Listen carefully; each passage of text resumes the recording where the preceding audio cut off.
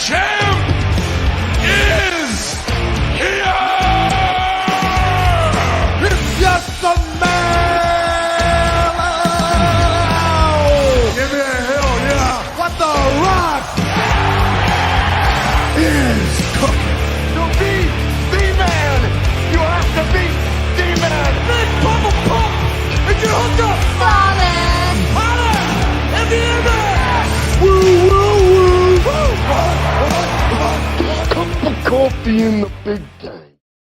Holy shit, folks, it's hard times here. Happy Halloween and welcome to Working the Marks here on Famcast Media. I am your favorite inmate and New Jersey's premier award-winning journalist, Fernando Uribe, and of course, joining us here, my amazing co-host here, Macho Rodriguez, Darth Patius.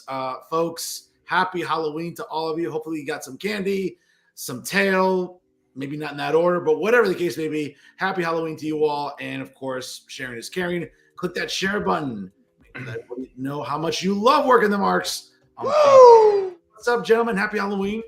Happy Halloween to you too, man. How you guys doing today?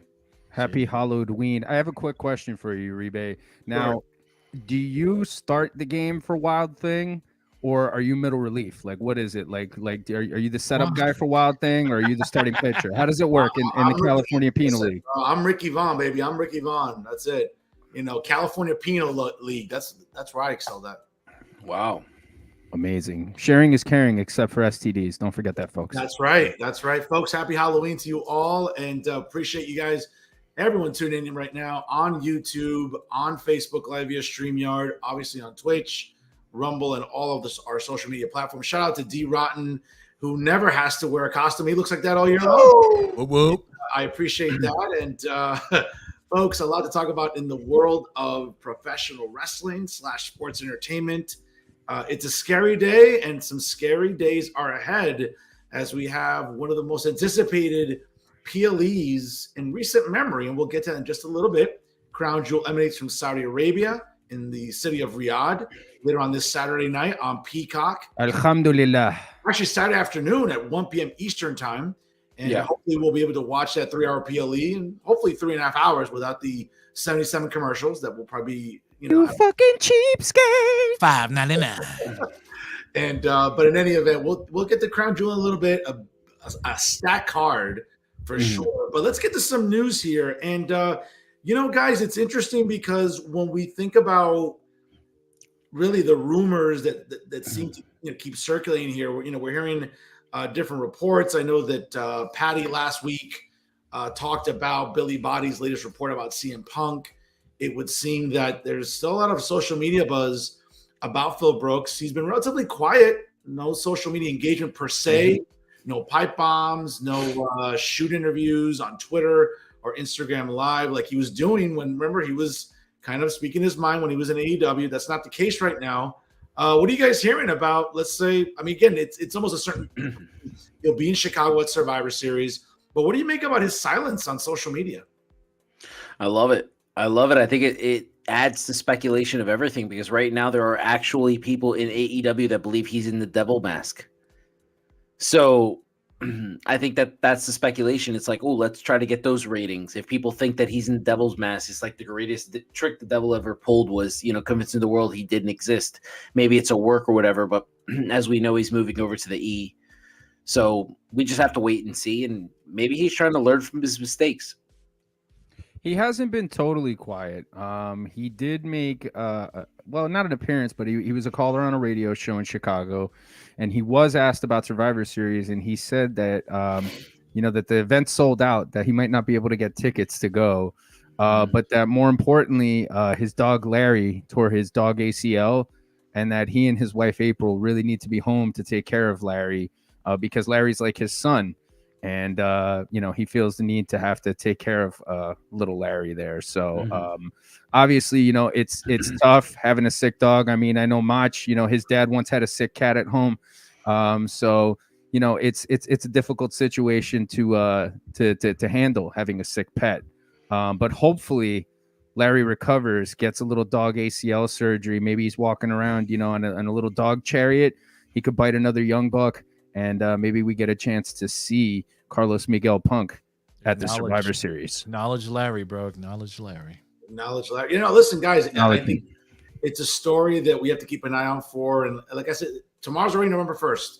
And while Survivor Series will be towards the end of November, I think a lot of speculation remains. We've been hearing subtle hints during commentary, right? Corey Graves dropping little lines, so on and so forth. I think it's going to be very interesting come the United Center. I mean, again, this is a time when the United Center, short of August of 2021, will be at its fullest for a pro wrestling event. That has not been the case since then. So if you'll remember, after his premiere on Rampage, that live Rampage in August of 2021, I mean, listen, All Out failed to sell out.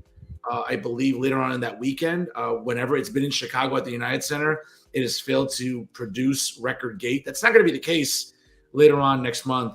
But for WWE, I think obviously, you know, and what we anticipate will be a great Survivor Series.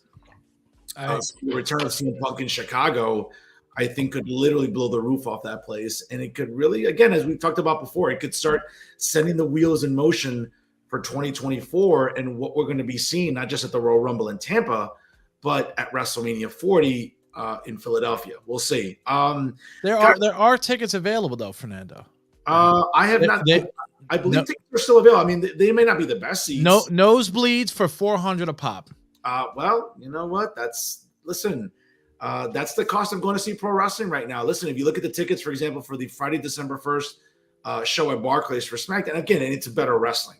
But the point is that anything involving entertainment, whether it's pro wrestling, whether it's basketball, it's the NBA.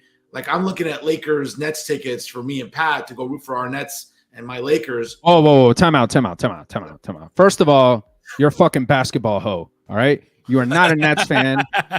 I would never wish that kind of suffering on anybody in my fucking life. Okay, being a fucking Nets fan. So we can go to the Laker Net game. You wear your Net gear with my Laker gear. No. But the point is that anything really has been going up entertainment wise. So it's going to be interesting to see what the cost is going to be at Survivor Series, even for the cheapest. Because obviously all the good seats have been bought up either by ticket brokers and these ticket companies. But even whatever's available on these apps like TickPick or StubHub or anything remains to be seen. So we'll keep an eye on that for you for sure. Guys, one quick side note: generally speaking, at AEW shows, the only nosebleed seats are the ones in the gorilla position that Tony Khan occupies because he tends to get a few nosebleeds because everybody knows, we all know, he's the snowman. Oh wait, my special effects guy, he fucked up. Okay, the snowman. There you go. Speaking of Tony Khan, interesting little bit of AEW history.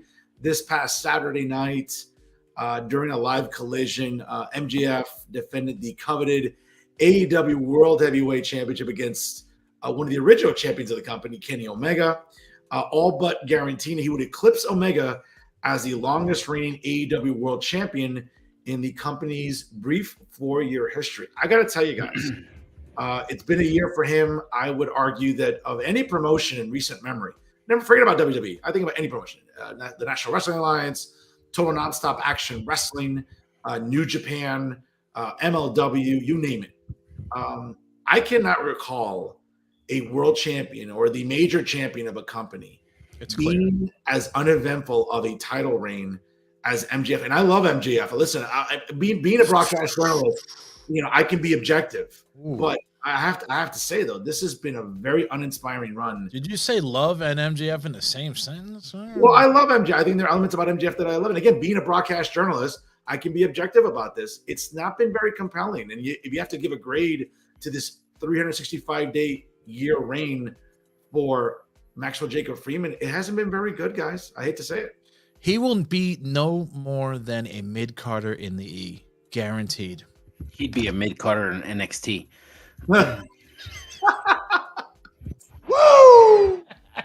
Well, we'll find out. We'll find out next year in the bidding war, right? The supposed bidding war. There's no bidding war. It hasn't been impressive, dude. It hasn't been impressive. It's been very lackluster, and it's been really redundant. And I think Mach summed it up the best when he said that he's 80s Ric Flair meets Andrew Dice Clay. That's exactly what it is. That's exactly what the shtick is. Look, I'm not taking anything away from him. He's a talented young man.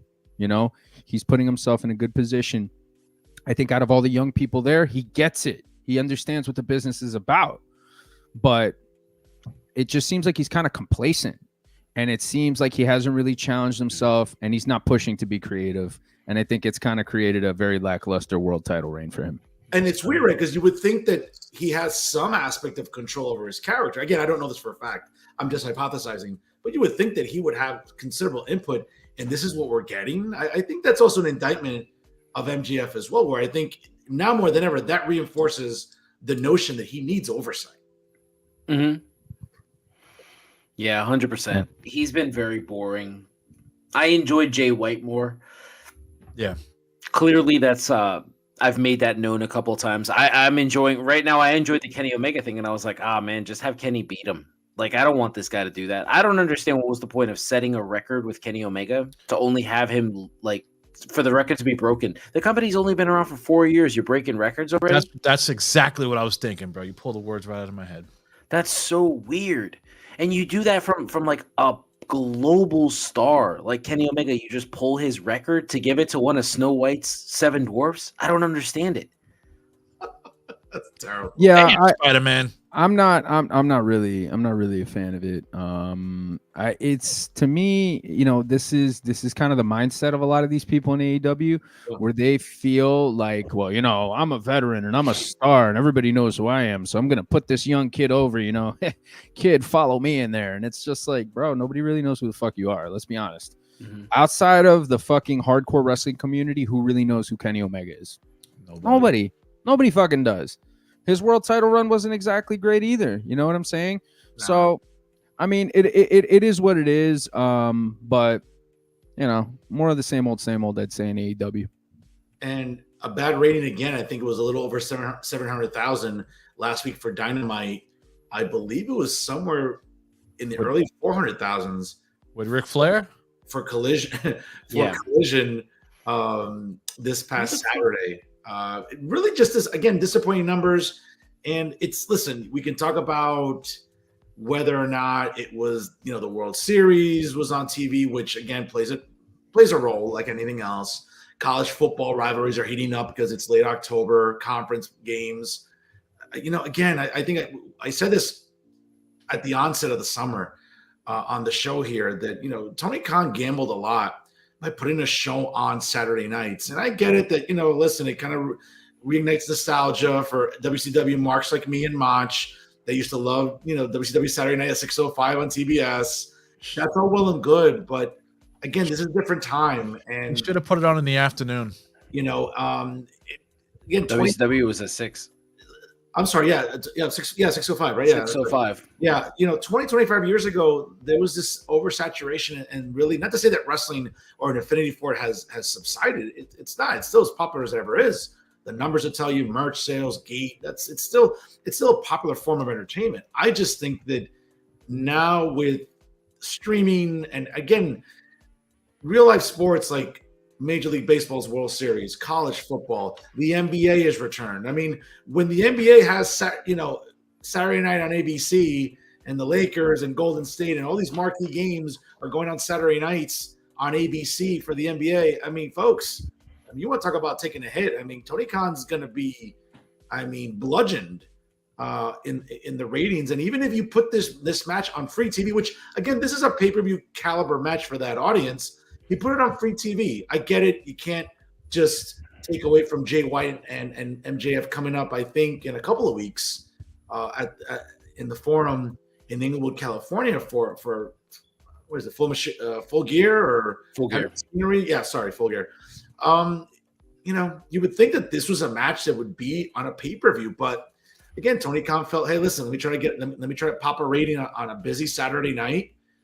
It didn't. I mean, it did what it was supposed to do for that audience. So you're not going to be cracking a big number. 3 days. That was the notice for that match. Yeah. 3 days. Who the fuck? Like, what if you already had plans for Saturday night? Like Hogan and Goldberg? Their hardcore fans don't have plans for Saturday night other than fucking pulling their pork. That's really what it is. Much. They're not going to Halloween parties and hanging out with chicks. I mean, sorry, they're not doing it. Sorry. Nah. They just don't have a real fan base. Well, not a consistent fan base that's going to be, I think, attentive. The internet trolls is their fan base. Yes. Yeah. Absolutely. It's In WWE, the people that go to live events are not the same people that are bitching and moaning on the internet. It's two different fan bases. Because you can see it. The people that they complain about on the internet, it's like, okay, when you go live, it's like, oh, well, all these people here love the people that you bitch about on the internet. It's two different fan bases. That's why WWE is so successful. It's multiple people that like their brand. AEW, it's all the same people. And guess what? If you're screaming in Abuela's basement, you're not going to be able to go to the show because she's like, mira, pendejo, no te voy a dar 15. Like that's what it is. Like it's $15 for buy one, get two free tickets. You don't have to.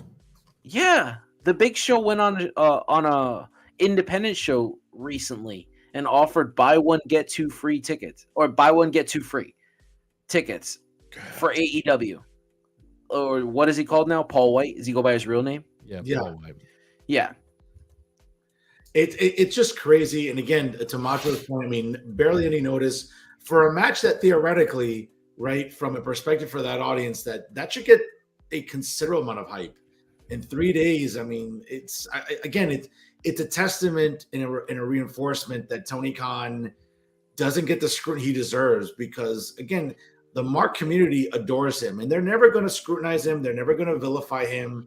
And just for the sake of argument, if Paul Levesque only gave 3 days notice for a main event type match, the Marks would lose their minds. Mm-hmm. Dave Meltzer, Alvarez, Johnny, Jimmy, and Jay and Vinny on Wrestling Observer Radio they'd lose their minds. I just think that there's an enormous amount of hypocrisy the way people view Khan's booking, and also it's still, again, credit to him. You have to get a big match on a Saturday where you know that you are competing with multiple things. That's his fault, though. He should have known that shit. He's on TNT. He should have known, like, oh, this is a sports, like, I don't know what the word is, like a sports channel. He should have known that shit. You have to go forward. Do you think WWE doesn't know that Crown Jewel's going to be there next year in Saudi? Do you think that they don't already know where WrestleMania 41 is going to be? They think years ahead. There's nobody in AEW that does that shit. They should be thinking years ahead of time. But like you said before, it's different audiences. You know what I mean? These marks, the hardcore, the niche audience that Tony Khan is catering to, they don't give a rat's ass. They don't got nothing to do. They're gonna tune in. Oh man, what a stacked card. That's all they really fucking care about. You know what I'm saying? Guys, and also too, I think to add on to this caveat, and listen, I was reading something, I think, in Forbes this past week that Peacock have been losing some money in the last couple of years, but like their losses were kind of at least the most minimal in recent years, but they also added 4 million new subscribers. So I think from a WWE's perspective, you know, you can risk having a PLE consistently on Saturdays now. I mean, not Crown Jewel, I mean, that's an afternoon one, but consistently having it on Saturday nights, like the Rumble coming up, Survivor Series, the Rumble, Chambers going to be at 6 a.m. in February on a Saturday, and then WrestleMania will be on a Saturday, and then obviously a Sunday. So I think that they understand that they have an audience. They know that come Survivor Series, hey, yes, the NBA is in full gear, the NHL, obviously college football. They know, but they know they have their audience. They know that they're going to have, let's go Devils. They know that they're going to have their audience that loves the Survivor Series. It's one of the original 4 pay-per-views. There's a certain nostalgia aspect to it, even though there aren't as many Survivor Series elimination matches like there used to be or should be. I think they're smart. They're smart because they know that they have. Who cares? What's that? Well, I mean, I think that was the big component. You know, that was the big component. That's what made the pay-per-view great in the beginning, right? Like, I don't think Survivor Series is a top 4 pay-per-view anymore. You're out of your mind, dude. No, it isn't, bro. Really. No. Okay, no, it hasn't been in years. We'll see one of the original 4. And I think that one of the original 4. Yeah, you're right. But I mean, one of the original video games was WrestleFest, and nobody cares about that game now. So it's just, what are we supposed to do? It's just like, it's fine, but Backlash is a better show. Elimination Chamber's always been a better show. NXT puts on better shows. It's because they Survivor gotta go back Series to is old just school, fine. bro. They got to go back. The last good Survivor Series match was Brock Lesnar versus Daniel Bryan. That was the last good Survivor Series match. You mean the card itself or just that match? No, just that match. Oh, okay. Like, I can't name last year's Survivor Series. I can't name a single match on that card. well, the War Games match at Survivor between the Bloodline and Yeah, that was pretty good. that was a really good match. I mean, fine. What? Spider-Man, bro. You need to get your spider sense checked. Match. That was No, great maybe I got web in my ears. Match, It's fine. I just Match. That was amazing storytelling to help build to the bigger story into 2023. Obviously, going into no, I understand the progression of the story. For me, it was just So you I want think Survivor the- Series from like the 80s? no. I don't really care. I personally enjoy the way Vince McMahon ran Survivor Series. That was my favorite version. I love champion versus champion. I thought that was awesome. I remember that started in 2016 when they started doing another brand split again, and they started, kind of having the champ. And then Sometimes having people the hate Vince McMahon, but he had great ideas. I mean, Mach, next you're gonna tell me that that Puff Daddy, saved Sting's career. He did. He did. Who the fuck was Sting before Puff Daddy? Whoa! Wow. Whoa! Well, we'll get this thing in a bit, but speaking of Vince McMahon, to your point, Mach, Vince McMahon this past week. What the hell is this? What? We're getting offered. What is this? I smell a Flexing? scam. Yes. Wow, guys, we were being scammed on here. By the way, happy Halloween to what's his name? John Brandel? Is that his name? Yeah, John Brandel. Thanks for watching the show. Thanks for watching the show, John. Johnny, Brandel. Appreciate it. you, Johnny. Thank you for being a fan. I appreciate it. And speaking of Vince McMahon, to Mach's point here, this past weekend, obviously, we got to see Vince McMahon and Mark Calloway, aka the Undertaker, be on Boulevard Hall in Riyadh, Saudi Arabia, to watch Tyson Fury and Francis Ngannou lock horns in a boxing match. Obviously, it spoke to all the MMA junkies that were there. And while Vince was present in Riyadh, Vince pretty much was also asked what he makes of the Boulevard Hall venue, which, by the way, I mean, you want to talk about the Death Star being built in record days. I mean, that arena was built in 60 days. What's wrong with the Death Star? What's that? What's wrong with the Death Star? Well, I'm just saying, like, the amount of time it took to reconstruct the second Death Star. I'm just saying, like, this pales in comparison. First of all, the plans had to get approved, and there was a period there where probably up to about 2 weeks where the plans had to get approved. Yes, exactly. And they had to have inspections. They had to go through various, the Imperial Housing Inspection. Darth Thaddeus. Listen, we can't get unionized workers to modify the Pulaski Skyway in less than 10 years, but they can build arenas in 60 days in Saudi Arabia. I'll tell you. But in any event, Vince went on to say, quote, "Well, this is our home now, and it's been pronounced. This is our home, WWE's home." And listen, I think we all know that. Obviously, the Undertaker also gave his thoughts about Saudi Arabia and the spectacles there. Certainly, quote, saying they were awesome and indicative of a genuine effort to bring the most outstanding sporting events and entertainment to that part of the world. Obviously, we'll talk about a little shortly right after this, but obviously WWE will make its excursion to Riyadh this coming weekend for the Crown Jewel event. It's interesting, guys, years ago when Vince McMahon announced a partnership with the Kingdom of Saudi Arabia, King Abdullah, and the government there, that got Vince a lot of flack. And certainly it was a long-term contract. Correct me if I'm wrong, guys. I think it was maybe a 10-year deal. Yes. Maybe, I don't know. Blood money, they called it. What's that? Yes. Well, Punk Blood called money, they called it. Yeah. And, it's interesting because, listen, it certainly got Vince some scorn based on the fact we all know about that region of the world. And again, I don't want to sound like my Monday night show, but we all know what. Yeah, because that shit's boring. It's not as boring as the Undertaker. It's also accurate, but tomato. But Kane's better. Obviously, Vince got some scorn and vitriol online about doing business with a really oppressive regime there in Saudi Arabia. But no different than I think other businessmen that do. That make deals with oppressive governments. I don't think Vince McMahon is the first guy and won't be the last guy. We've had American presidents. We've had American governments. We've had administrations doing business with the government of Saudi Arabia. It's nothing new.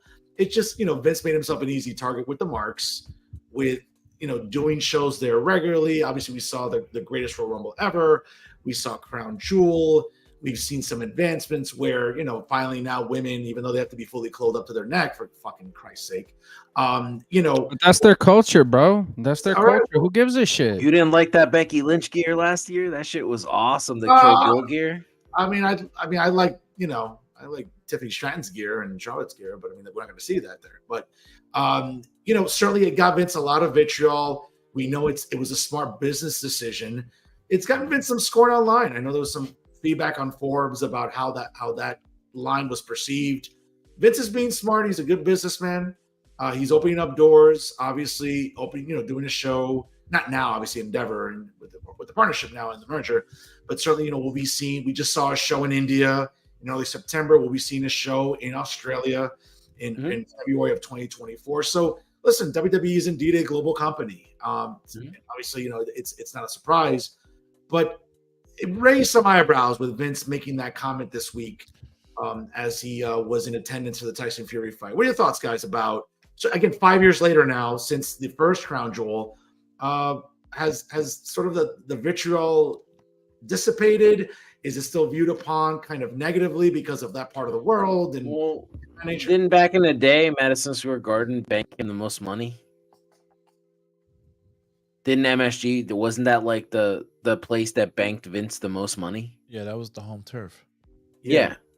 Well, now Saudi banks him the most money, so that's why he's calling it home. I think it's just a money thing. You can't blame the people. I don't blame the people, just like I don't want anybody to hate Americans because of what the government does. I give them a break because I'm like, yo, every government is messed up. The people have nothing to do with it. If they want to see wrestling, let them see wrestling. You want to call that home, call it home. Just don't bring the politics in it, man. Just leave it in bro, you sound so fucking reasonable. That's amazing. You'll only get that. You'll only get that on Halloween from me. Damn, your twin brother, Violent J, doesn't sound like that at all. We'll give it to tomorrow, and I'm sure Dee will be back to I'll be back to normal. Some interesting comments. Who cares? Who really gives a shit about this fucking deal? Okay, what? He called it home. Oh my god, yo, Vince could fucking fart, and people are gonna be like, "Oh my god, it was so noxious, the fart. Oh my god, people were dying everywhere." Vince could do anything. Vince could eat a fucking bagel, and people are gonna be like, "Well, what's up with that bagel? Is this something that's like against the Arabs now that he's eating a bagel? I mean, look, dude. At the end of the day, it's a smart business move. He's doing what he's doing. People are going to criticize it no matter what, bro. And who gives a rat's ass about the people who criticize it, because they're still going to watch anyway. So yeah, no, absolutely. Vince wins no matter what. I mean, it's still going to get. But again, getting back to the construction, I mean, it's just amazing. 60 days to build an arena. Wait, are you serious? Those 60 days? I believe it was 60 days. I'm not lying. Maybe they hired the people that build sheets here in Pennsylvania, because those things go up real fast. They got great unions over there, bro. 60 days. El Chapo had a tunnel built from that took like 6 months, I think, and that was like with like guns to people's heads. Otherwise, the cartels would have like skinned people alive if they didn't build a tunnel. So just imagine how quick and expedient it was to build that. I would love to see a fast video of that. I mean, again, it's 26,000. It's not a huge arena, but it's still a very good sized arena for a venue that is. Is it bigger than Wembley? No, it's only 26,000, I believe. Capacity. Okay. That's the arena where they went to watch Tyson Fury last week. So, I mean, again, it's a popular venue. It's a venue where now, because of the merger with Endeavor, Dana White and TKO are going to look at that as a popular destination. You know what? UFC is going to be over there soon. World. It's near Dubai also. It's a popular destination. I mean, I don't think I'd want to go vacation in Saudi Arabia. I'd rather go to Dubai. But the idea is that it's a popular part of the world. It's going to generate revenue, attendance, metrics, gates. So Vince, Vince is just ahead of the curve when it comes to the business dealings that he used to make on behalf of Endeavor. And I'm sure at this point, Endeavor has to be thrilled that he signed that contract 5 years ago. Now, when that contract's up in the next 5 years and it's up for renewal, I'm sure the Kingdom of Saudi Arabia will gladly, based on tourism and based on everything that WWE is going to. I'm calling it in the next 5 to 7 years. We're going to have a WrestleMania in Saudi Arabia. Which I'll tell you right now, wouldn't be the worst thing, because at least it would be early in the day. Which it's not going to happen. You don't think so? We're going to get one in England over in Europe soon, so we're going to get one there probably. I don't think so. I mean, I think that'll stay for the United States forever, just because of the amount of people that come here from other countries. I don't think the people from the States will go to those countries. I see it happening, and I see it happening in Wembley Stadium, and I see them breaking a record. That's what I see happening. Yeah. Just because fuck you. That's why. A real record? A real record. A real I think record. also, listen, I think also too there are venues in Europe. Listen, this weekend coming up on Sunday, the NFL invades Germany as the Dolphins face the Chiefs, and that seems to be packed to capacity. You think that That's gonna be a blowout. Yeah, well, I mean, I agree, but what I'm saying is that I think that there are parts of Western Europe that are going to embrace welcoming WWE. And to Macho's point, will Americans want to travel to England? Sure, I think that. Isn't it harder for us to go to other countries than it is for people to come here? Well, I mean, it depends where we're going. I mean, but if we're talking about England, I don't think it's that. I mean, it's a long flight, sure. It's about 5 and change, if not almost 6 exactly. Just No different than flying to the West Coast. That's not what I mean. I thought it was harder for us to leave the country. Like, don't we have to do more checks? Maybe it's Like for us to go into Canada and things like that. Like, isn't it harder for us? But you just can't be wearing what Uribe is wearing if you want to go to Canada. Yeah. Fernando's the inmate. He can't answer that. He's not a customs. Well, I can just agent. tell you. I mean, Mach. I mean, over the summer I went to Colombia. That's about a 5 and change flight. Other than the usual equivalent of what TSA is in Latin America. I mean, it's the same provisions and safeguards. Did they put a machine gun to your head like they did to me in Colombia? Well, yeah, but you look like a trafficker, though. I mean, demand passport and they're not speaking English. No, I look more like the sleazy guy that promoted Girls Gone Wild than there's a difference with how you and I look like, but much to answer your point, I think that the same safety guards are in place, the same equivalent to say exists. The same thing in England. I'm curious about going to England. I think the Americans would fly out. Now, again, if it was in Saudi Arabia, I mean, again, starting WrestleMania at 1:00 in the afternoon would not be the worst thing in the world. Okay, no. Just like when I watched All In. On that Sunday, it was at 1:00. I didn't mind a PLE pay-per-view at 1:00 in the afternoon on a Sunday. It kind of reminded me of the original WrestleManias, right? If you remember, they used to all be at 4 p.m. Eastern time for some years, as a matter of fact. Yeah. So we'll see what happens in Saudi Arabia. We're expecting a good crowd this Saturday for Crown Jewel, which brings us obviously to the PLE, one that I got to tell you guys. Weren't we going to talk about the stinker? Well, that's our main event topic tonight. Yeah, okay. We'll get that. We'll get to the icon in a little bit. But this Saturday, folks, emanating from Riyadh, Saudi Arabia. Not that guy, Nigel. Yeah. Crown Jewel emanates there from the stadium there. I think King Abdullah, whatever the fucking kings are. King Abdullah Sports Complex. Respect their culture, right? Yeah. Respect their culture. Save that shit for the fucking Monday night show when you're like, oh, the Alphabet Army. they change fucking keys every 5 years. What the fuck? You want me to keep track of? You fucking should. Aren't you a broadcast journalist? Mafia. Aren't you a broadcast journalist? Huh? To quote the LGBTQ came up with the Alphabet Mafia. Much to answer Patrick. I'll answer like the iconic legend Bobby the Brain.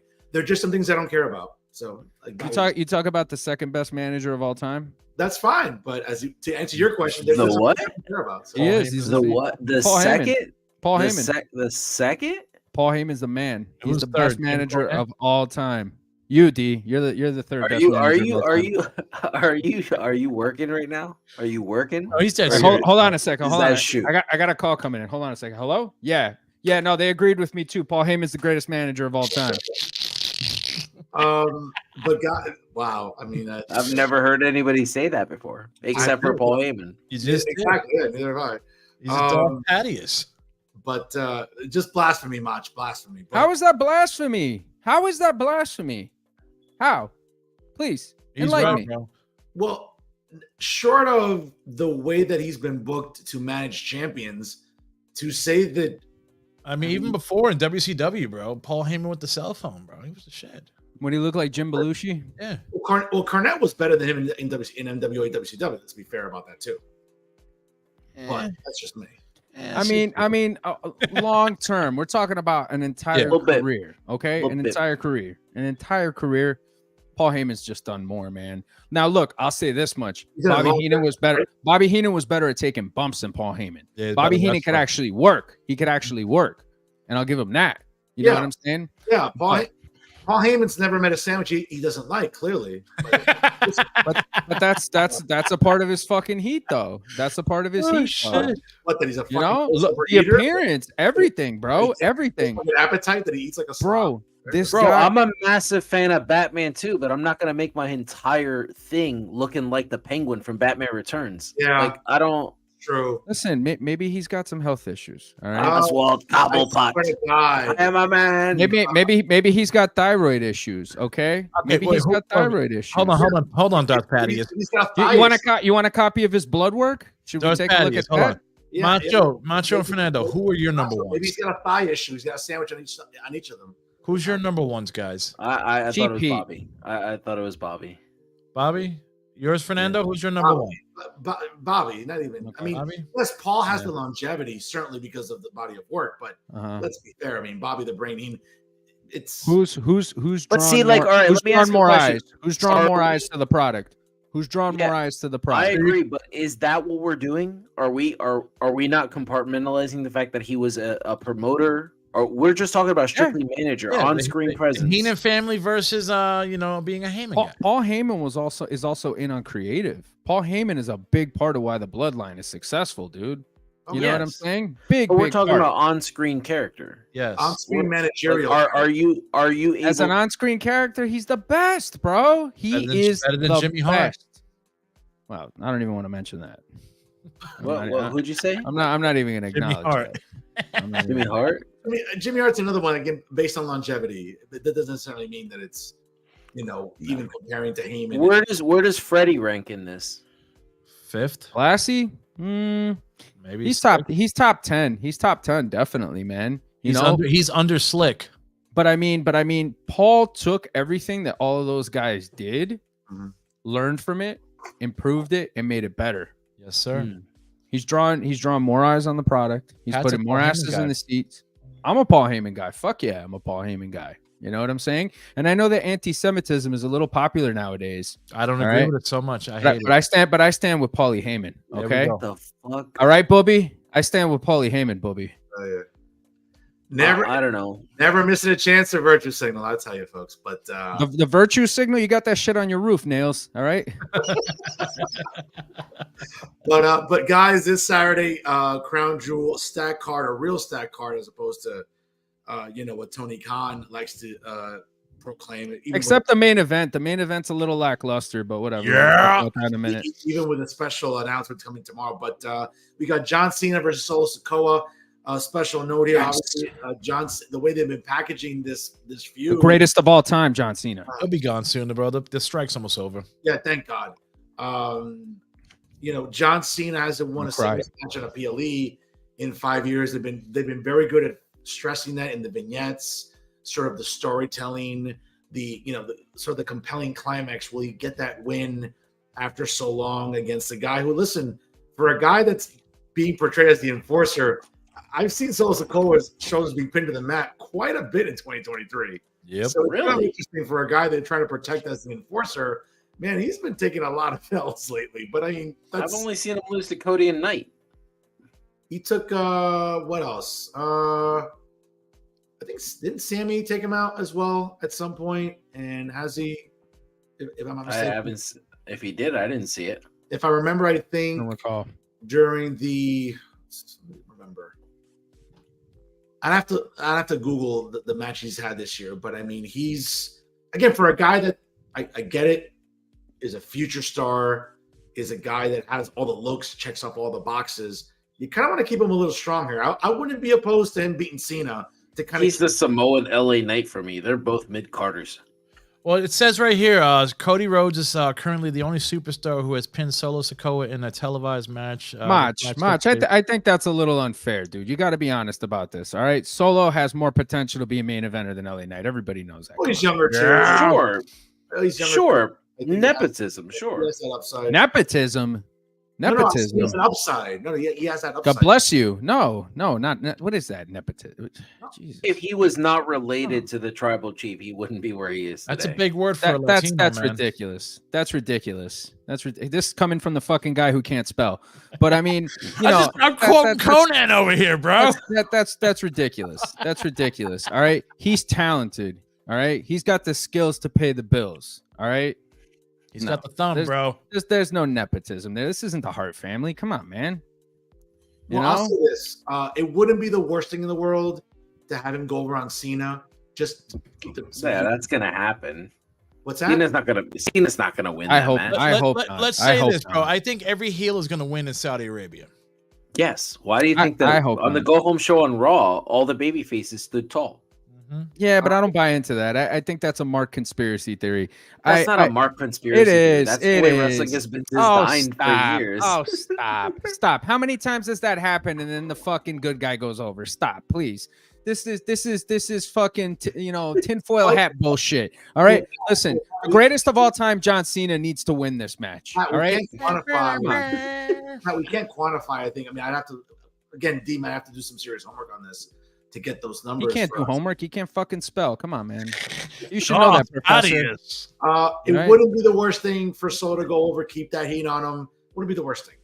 Especially since I think John Cena needs to win. It must be a thrill of a lifetime for Solo to be in there with the greatest of all time.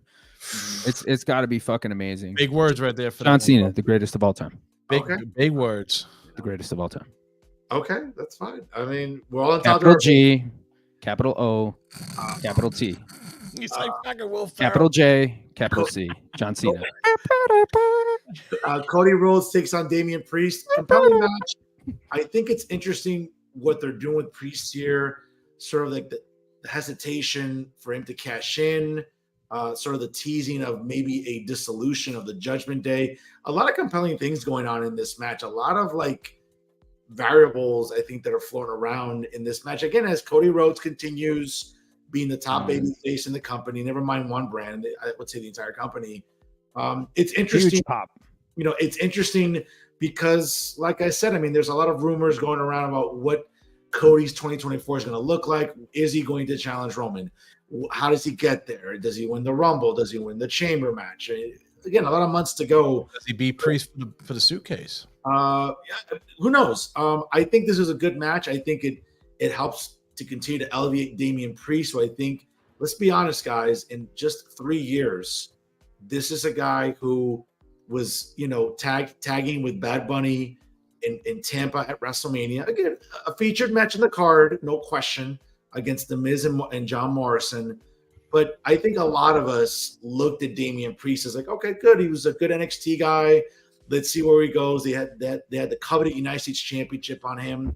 We don't know where we're going with this guy, but I'll tell you, in 3 years, man, he has risen. His promo work is stellar. I think he's a great worker. Again, as a Mark, who has no working experience, but just you see the improvement. I think there's a lot to like about Damian Priest. Now, how far they're going to elevate him? Is he going to be one of those select guys that cashes in and loses? He's too old, man. He's too old. You're too fucking old. What's that? I said he's too old to win the title, bro. He's too old. You're Just like too LA fucking Knight. old. LA Knight's Listen. too old. Nah. Listen, this match is as easy as possible. Cody's gotten to the point now where he's like Roman. If Cody's in a match, he's winning. So I don't expect Damian to win this match at all. But no, I think Damian Priest is great. I think everything he's done, from being North American champion to United States champion, 2-time tag team champion, Money in the Bank winner. He's a part of the best faction in all of professional wrestling right now. I mean, the guy's doing great. Pat talks about it all the time. Titles don't really matter to the boys. So I don't think he cares. Right now, he's a Money in the Bank holder. And CM Punk has said this before in interviews. That's kind of like a rib on the boys, making them carry that all the time. As people put their stuff in there. But I think he's great. He could lose this, and I don't think it would do damage to him at all. He could lose this. He'd get kicked out of Judgment Day. He's going to be fine. Yeah, I agree. I mean, I know that, I'm sure probably inside of that case, he's got some alcapurrias, he's got a couple of bacalaitos, he's got some empanadillas, he's got all that stuff in there. And he's probably got a little coqui that he's going to throw at fucking Cody in his face in the match. But I fully expect Cody, the number one face in the business, huge pop, dude. Fernando, did you hear the pop for Cody? Yes. Did you hear the pop? Great pop, yeah. Dude, the walls were shaking. Absolutely. Okay? No question. Not only that, I want to share a little story with you today. I'm a great dad. So I went to go see my kids' parade today. Okay. Their little Halloween parade. Did you know that there was a kid in that parade dressed like a did see the photo. megastar, an Yeah. absolute megastar. There was a kid dressed like Cody Rhodes. Yeah, yeah. There was a kid dressed like MJF. Who? No There was way. a little boy dressed like MJF. In PA? Nah, he's white trash. But the point is that the point is that Cody Rhodes is a huge star. I expect Cody to go over here. Damian Priest, bro. What else can you say about the guy? I mean, this is the most I've ever heard Fernando put over a Puerto Rican. So obviously he's doing something right. That's true. Yeah, I don't like to do that too often. Yeah. So I mean, but Is it because we have better food than you, or You're our out of coffee your tastes mind. better? You're out of your fucking mind. Cuban food is amazing. Or is it because our Listen, country's no, free? I love Cuban food. When I go to Florida, I always go to Hold on a Glorious second, Restaurant. hold on a second. I always go to Bongos. Wait, hold on a second. I know they decriminalized and legalized recreational cannabis in New Jersey. They do the same thing in Pennsylvania, or what's being ingested there? There's Mira, no papi, way. I challenge you. Get your ass up here. You bring your Cuban food and you eat in my kitchen I have to say, bro, I grew up on Puerto Rican food, and this shit's the shit. right here. I should change my shit to Chef Rodriguez. You know what? All You right. can spell now, D. You can spell now. But no, but to Pat's point, I think it'd be a great match. To Macho's point too, I think that Cody's gonna be going over a lot. Yeah. Oh, he's Cuban. He's down with you, bro. That's your boy. Yeah, that's why you like him. Is that what it is? Yeah, he course. speaks so much fucking Spanish. I know, right? In the WWE Women's Title match, Bianca Belair will challenge my girl, my future ex-wife, Io Sky. I would like to see Io get a clean win here, only because again the chicanery has been part of the whole gimmick with damage control. I think it's been great the way they generate heat. Wouldn't be the worst thing for Io to get a clean win. I get it. Bianca Belair is that up-and-coming star. She checks off a lot of boxes. I mean, she has that gimmick that, again, I'm not really a fan of, but I mean, she has done great promo work. Too black. What's that? It's too black. No, it's not. It's too black. No, again, You don't like EST, bro. You don't like that. Pat never misses a chance to virtue signal and. Oh yeah, whatever. But I'm picking said what I Bianca said. in this match. what's that? I think that said I'm what I picking said. Bianca in this match. I think she wins. I think it's because of Damage Control that kind of messed shit up, and I think it sets up Damage Control's like little feud. You think Bailey's going? Bailey's going to be there? Showing off that nice rump? I don't know if Probably. she can. I mean, again, it's pretty repressive over there for what women can wear. So I don't know what she can show off. She's already working. How the fuck can you cover that thing up? That's, you know. She's Cuban too, bro. What the hell? You don't like She ain't her Cuban. either? She's Mexican. Yeah. He's Mexican? She's Yeah. Mexican, bro. You can't tell by that butterface on her. I mean, really? Oh! What? She's Mexican and white. She's Mexican and white. Macho, no es bonita. That face is not bonita. That's a lunch. Oh, lady. yo, he's out of his mind, She's Pat. She He's out of his ain't ugly, my mind. guy. She ain't You're ugly. wilding out. She You're ain't wilding ugly. out. That's a lunch lady. That's a lunch lady Karen face if I ever saw. Why? Because you can't get her. Because you could get her near an open flame without her face going up. Is that What why? are you You know what I'm talking saying? about? Come on, man. I know what it is. I know what it is. Bro, face She's to a, face, she's a Niners fan. amazing, That's what bro. it is. It's because she's a Niners fan. That's what it is. Bang, Maybe, bang, maybe. That's why you don't like her because Macho, she's a Niners Macho, You fan. cannot tell me with a straight face que ella bonita. I mean, she's Yeah. Claro que sí. Ella Claro que bonita. sí. I saw her face Ella to bonita. face, dog. Yeah, what do you mean? Yeah, D saw her. He could fucking spell. He said how attractive she You was. word up, Obviously, grew up eating Puerto Rican food. This fucking guy knows what he's talking about. Macho, ella bonita, dude. I mean, that's nice ass and all. But I mean, Well, you- everybody has their own choice. Like everybody, I mean, I don't really have a type. I think she's beautiful. I think she's fine. Yeah, she's From better top than to bottom, Mercedes. Papa. Better than All Mercedes. over. bro, Nope. If she's bonita, Get then the fuck. Becky Lynch is Get fucking this man hot. off the screen. Becky Lynch is What? beautiful. Becky Lynch is naturally beautiful, but like compared to, I mean, come on, bro. Rebecca Queen. Rebecca. What are we doing right now? Rebecca Queen. I mean, Jesus Christ. But, Listen. no, your point. Listen, that implosion within Damage Control could happen as soon as this weekend, for sure. Mhm. For the coveted United States Heavyweight Championship, Rey Mysterio, the Hall of Famer, will Lousy father. Logan attempt Paul, to baby. compete against The Challenger. most overrated masked wrestler ever. Wow, Ooh, dude. wow. You're really fucking low blowing Macho Rodriguez. Ooh, What? I just think Ultimo Dragon's better. That's fair. That's fair. That's fair, but still, it's a little. You got to give him his proud, bro. He brought Little the mass shit to fucking United States, bro. It's a little blasphemous. Who did? Ray. Who did? Ray brought Lucha Libre style over to the United States, bro. He What made about it famous. Mascaras? What about Tiger Mask? I'm not I mean, saying what they about didn't other make it wrestlers? famous here. They made it famous over there, but they didn't make it famous in the U.S. Got to give Ray his respect, dog. Yo, 619, bro. Boyaka, dog. Wow. I mean, D sounds like that guidance counselor that just learned Spanish over the weekend, and it's just like talking to all the senior class about women. Oh my god. Let's be honest. I love you, D, but man, bro, that's guidance counselor. D, Bro. there was this dude that debuted in WCW, used to wear like a full singlet, right? It was white and had like red on it. He wore a mullet. He wrestled lucha style too. Do you know his name? No. His name was Eddie Guerrero. Bro, was not the first. Ray made it popular. I didn't say Ray wasn't even the best in WCW. Hoovy was a better in-ring worker than him. Wow. That's true.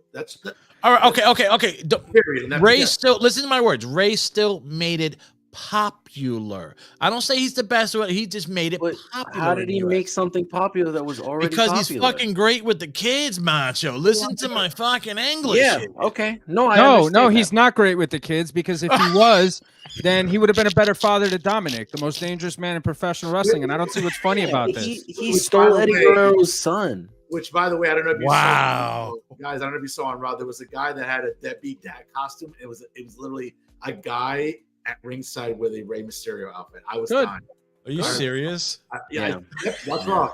Rewatch that. There was a guy deadbeat dad costume. It was just Rey. You know what? That's it is.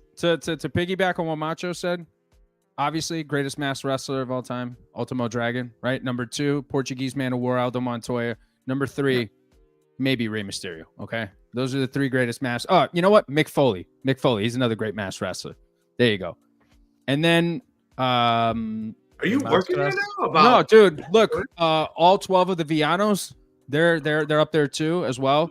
Super Beast? Calo, Silver King. No, not Silver King. He didn't wear one. But you get what I'm saying, bro. Ray, he's kind of lower there. Obviously, as a father, take it from me and Mach, we're great fathers on the bottom, you know? So we're thinking of you, Dom. Logan Paul, as big a heat magnet as you will find anywhere. Easy win. Easy. I think Logan Paul, he might even win that clean. I wouldn't be surprised if he wins without any chicanery like he did at SummerSlam against Ricochet. It would be interesting. He'll probably hit the 619 and beat him. It's possible. It's going to be better than that fight he had with Dylan Dennis. I'll tell you that much. In the Fatal 5-Way for the Women's World Championship, Rhea Ripley will defend against Nia Jax. Wow, I mean, covering her up is going to be no easy task over there. She already wears that outfit. She doesn't have anything to do. Yeah, pretty much. Shayna Baszler, Zoe Stark, and Raquel Rodriguez. Interesting selection here. I think Rhea. I'd be shocked. Not showing off that back over there. I tell you that much. Rhea retaining, I think, almost seems like easy. Yep. the easy route, but I expect some good high spots during this match, no question. Well, who do you think? Who's she pinning though? Zoe. I think that's why Zoe's in the match. I think the Jersey Shore mom from Tom's River. Yeah, I think Zoe Stark thinks it was. What the fuck? I really hope. Mach, look at her. She looks like a woman who's working on her 3rd divorce, who missed her kid's soccer practice, who's scoring smack, and just Scoring smack. and, is In buying New York up- City from the vending Well, machine. if she's got the hookup at the chicken or the egg, tell her to send me some ludicrous wings then. This has by far been the funniest episode I think we've I had. think for sure. Yeah, I think the mom from Brick, New Jersey, I think probably gets the L there. I personally think that Rhea's going to retain, although I would love to see Nia Jax get the win here, man. I mean, she is just phenomenal. What a talent. What a talent. The heat, bro. Obviously, one of the safest workers in the company. Macho, what was that? Nepotism? Nepotism? What was that, Macho? Yo, God bless you. But this is different, bro. People like she is hated. This would be massive for wrestling. Yeah. Yeah. But look at the people that hate her. You know, they have semen stains all over their clothes. They eat their boogers. They live in their mother's basement. They smell like feces and BO. Who They cares dress if up that's like what you call ICP. Yeah, no, I know. her? Yeah, Well, and then they pull their well- park to her. So I mean, like, look, at the end of the day, Nia's winning. You know what I mean? But I'd like to see Nia win, but obviously, by I don't DQ think that's gonna maybe? happen. I don't know. You know what I'm saying? We'll see what happens though. But I'd like to see Nia pick up a win here. You know what I Would mean? be Uh, nice. Highly unlikely, but you never know. Maybe a swerve is coming in booking. In what I think will be the match of the night, and arguably maybe one of the harder hitting matches of the night. Seth Rollins defends the world heavyweight title against Drew McIntyre. I think that could be, in the words of Hall of Famer JR, it could be a slobber knocker. I mean, it could be a block. Yeah, I hope Drew wins and that's. turns heel. I think Seth's gonna win. I've kind of given up on thinking Drew's gonna ever win a championship again. So I just think Seth's gonna win In front of a crowd, you know. So, I mean, look, here's the thing. There's a lot of people that wanted Seth to have a title for a long time. They gave him a fucking title, and now they're like, oh, he's got to lose the title. He should have lost it to Nakamura. He should lose it to this guy. He should lose it to that guy. No. You know, and I'm gonna play this clip later for somebody else. it's all right. Tell them, tell their friends, tell their grandma. Call me after 9. Wait, hold on a second. I got another call coming in. All right, yeah, Mark suck. So here's the thing. Here's the thing with this. Seth is a guy that is on a roll right now. He's over huge. The crowd is into him big time. Okay, he cut a great promo last night. Now, in case some of you folks might have missed it last night, I was on Must Love Wrestling, the SmackDown to our Monday Night Raw, and Macho and I did a Monday Night Raw review last night, and Macho pointed out something very, very interesting that I think he should share with the viewers of Working the Marks. Macho, what did you notice in that video package for Drew McIntyre? I noticed that for some reason the lighting in the background was purple. Almost like a little hint that maybe he might be joining a group this weekend. There's only one group that represents purple. I know that there was this guy who came out with an urn, this idiot back in the 90s who did that with purple, but that guy sucks. This group rocking the purple and black. It would be phenomenal to watch Drew McIntyre join the Judgment Day. What a great spot. Especially if like it just like I'm glad somebody else agrees with me that the Undertaker. But where would that leave Priest? That's my question. Where would that leave Priest? Would they turn on Priest? You know what I'm saying? Now Priest becomes a face. Drew's in the Judgment Day. That'd be pretty interesting, man. And they kind of teased it because you saw the conversations between Rhea and Drew on Monday Night Raw. So they've slowly been kind of planting these seeds. So I mean, I wouldn't rule it out. And especially going into War Games in about 4 weeks. Wait, but don't they have McDonough? Is he in there or is he gone? He's an associate, I think, of the Judgment Day. I don't know if he's a full-blown member. I don't know. What if, and just hear me out, what if Drew cashes in and makes it a triple threat and then he eats the pin? I mean, what if like Damian cashes in but he eats the pin?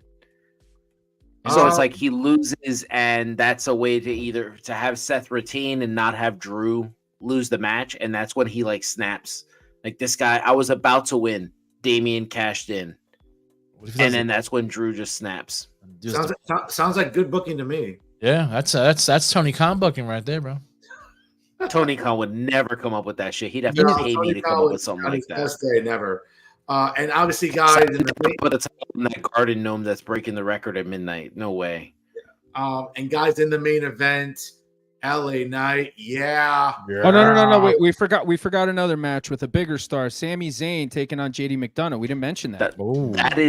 That's gonna be on the pre-show, because they gotta get the crowd hot, I wasn't aware of that. I was just going by Bleacher Report and the updated card. So nice catch there, Pat. I didn't know that. Nice catch there. But in the main I'm event, looking forward to this match. That match is going to be really good. I feel like it's going to be reminiscent of like DDP versus Benoit. Like the styles really make sense. Yeah, absolutely. I think it'll be a great way to kick off the show for sure. But to end the show, obviously, LA Knight challenges Roman Reigns. Consistently, I think we've seen for some weeks that Roman Reigns has done an amazing job in making Knight look, I think, as good as possible. Listen, the pops have been ridiculous. That interruption last week during Roman's entrance. Oh, stop it. Bro, you know what, Macho, I'm going to do? I almost want to go now to the Barclays show and I'll have the app on my iPhone because, iPhones have these apps that I'll just measure the decibel level. When You wouldn't do it. What's that? You wouldn't do it. I wouldn't download. You wouldn't do it. You're not gonna do it. I really thought you were gonna come dressed up as LA Knight for tonight. No. Yeah. But again, great ovation for him. I think it was a great segment last week. I think Roman, he's amazing in helping make his challengers You look. say that like it's nothing.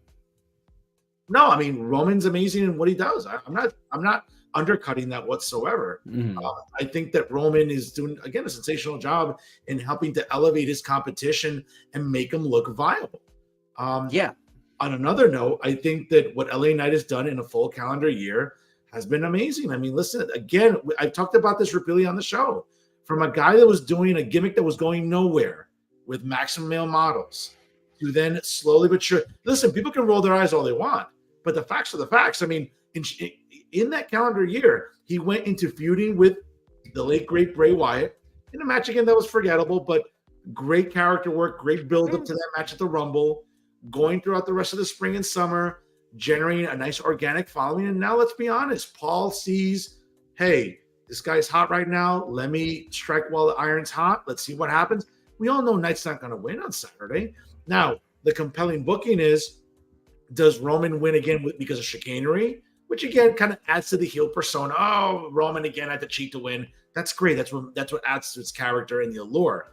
But is Knight going to be able to keep up with Roman Reigns? Can Roman slow down this match enough to make sure that Knight looks like $1 million? He's 40 years old. He's not the worker that Reigns is. He's not as young as Roman is.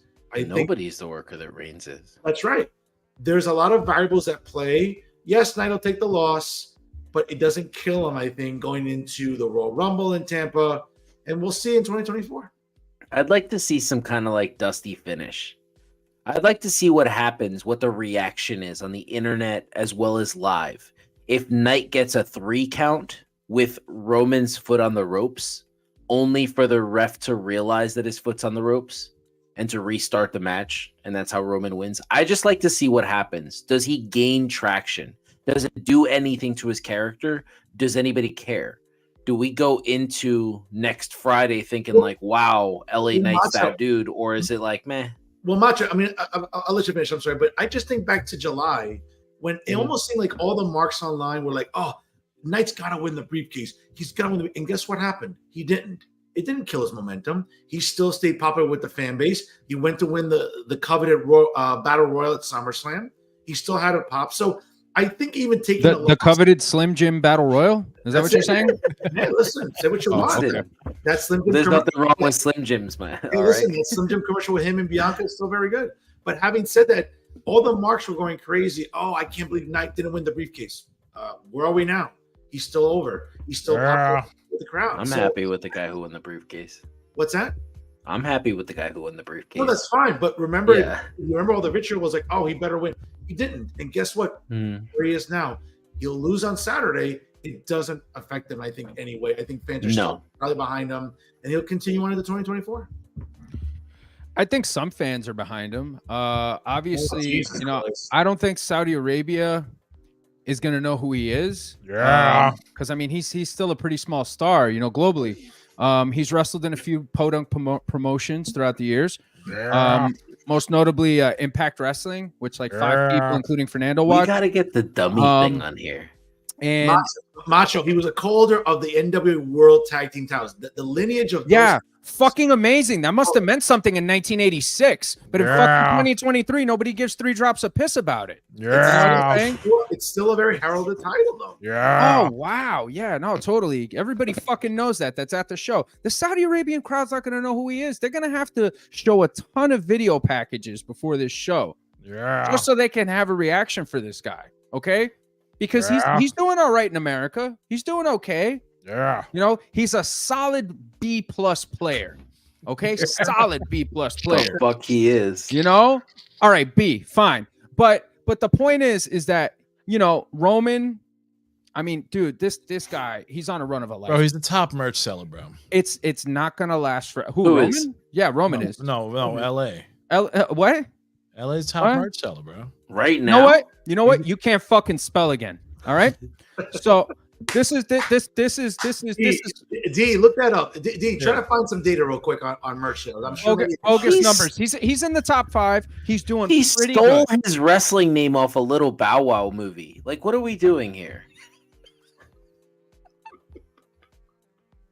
Am I the only person that like? Am I that much of a nerd? I don't understand. He stole his name off a Little Bow Wow basketball movie. That was the name of the stole his team. gimmick from 2 of the greatest superstars of all time. Well, right? they have both been happy with the way he does that. Yeah. And I'm sure they're getting paid to say that.